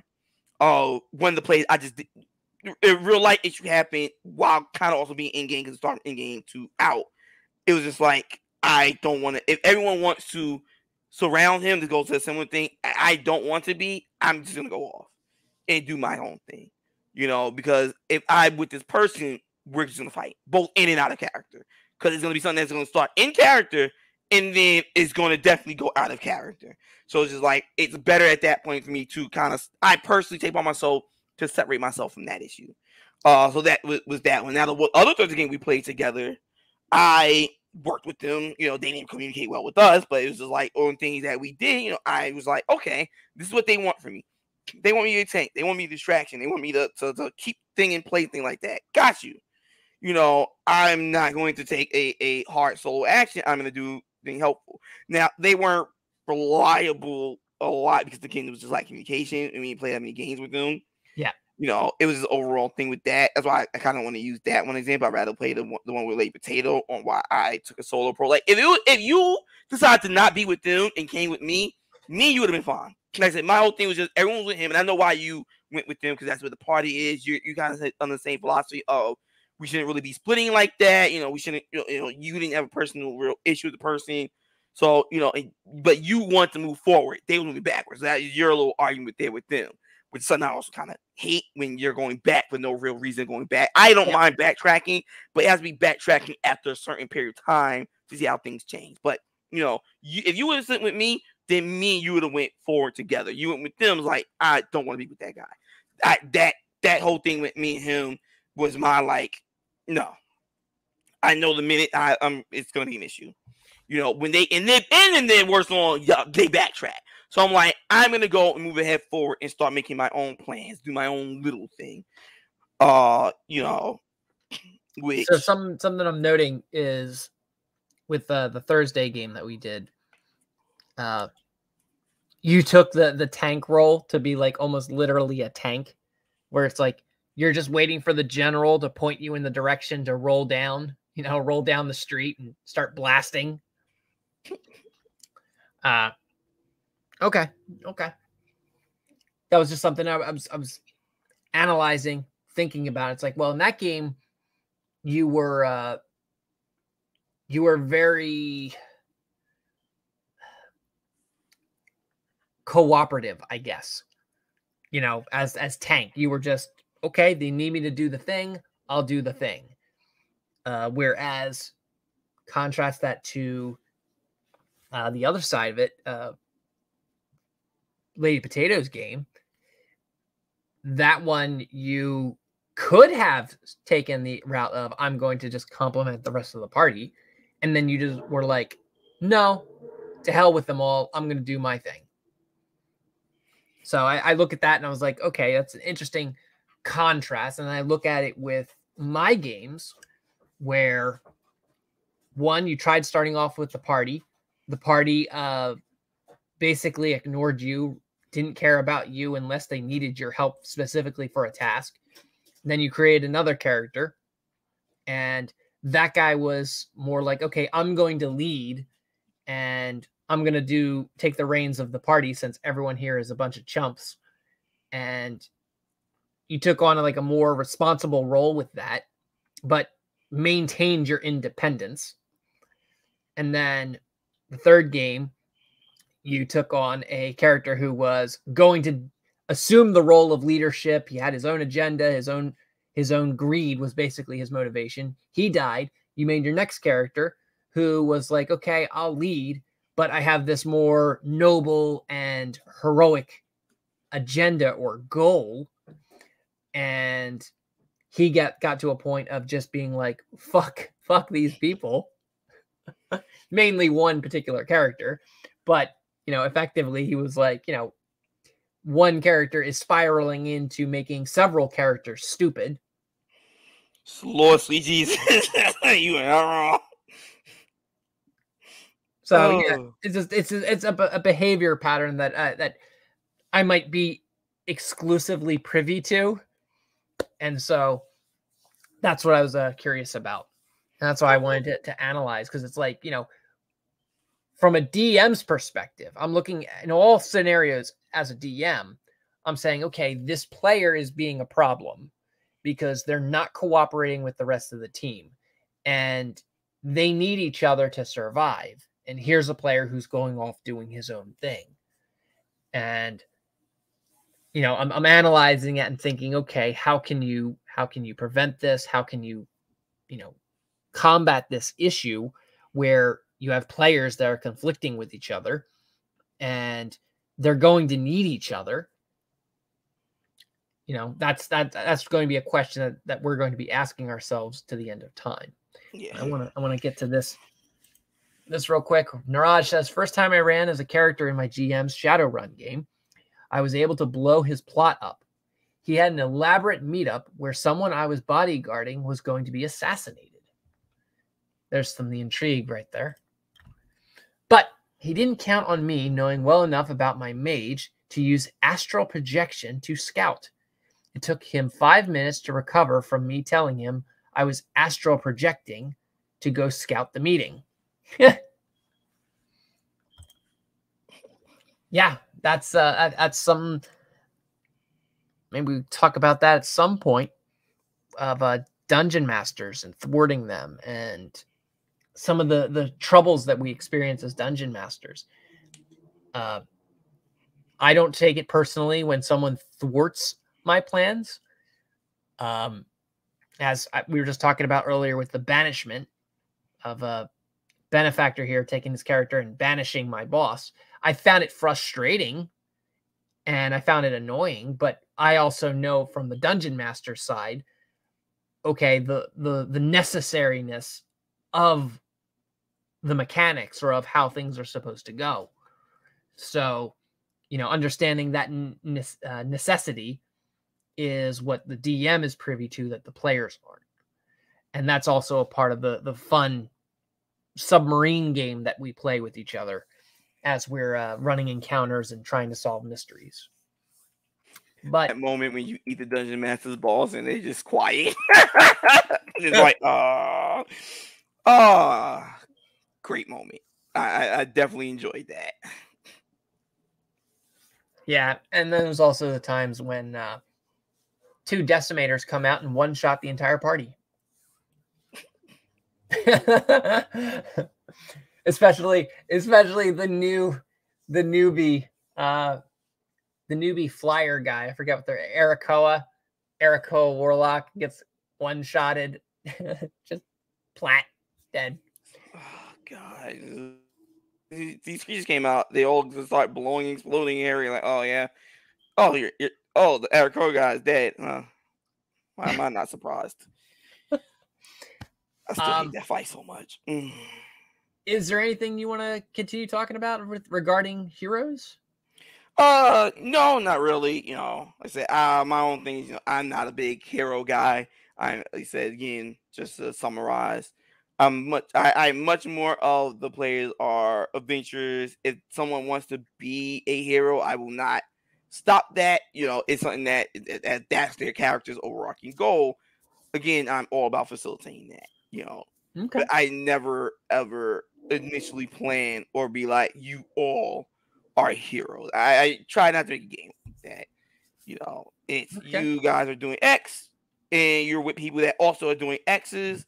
And maybe there's something here that you guys may have something that drives you to go in here. And if you want to consider yourself a hero for doing that, like say they stop the cult, you know, they themselves make themselves heroes. You know, they may be like, yeah, we did the heroic thing. You know, even though they had their own personal reason to do it. But my goal was never you guys to end up being like the heroes that save the world. It's no, we stopped this because, well, screw these guys. Okay. Well, I have nothing further. I think we can wrap this up. I want to thank you guys in chat for sticking it out. Niraj, saw Plasma Gigas and Adam. Thank you guys for listening and accompanying us. And you guys have a good one. Bye.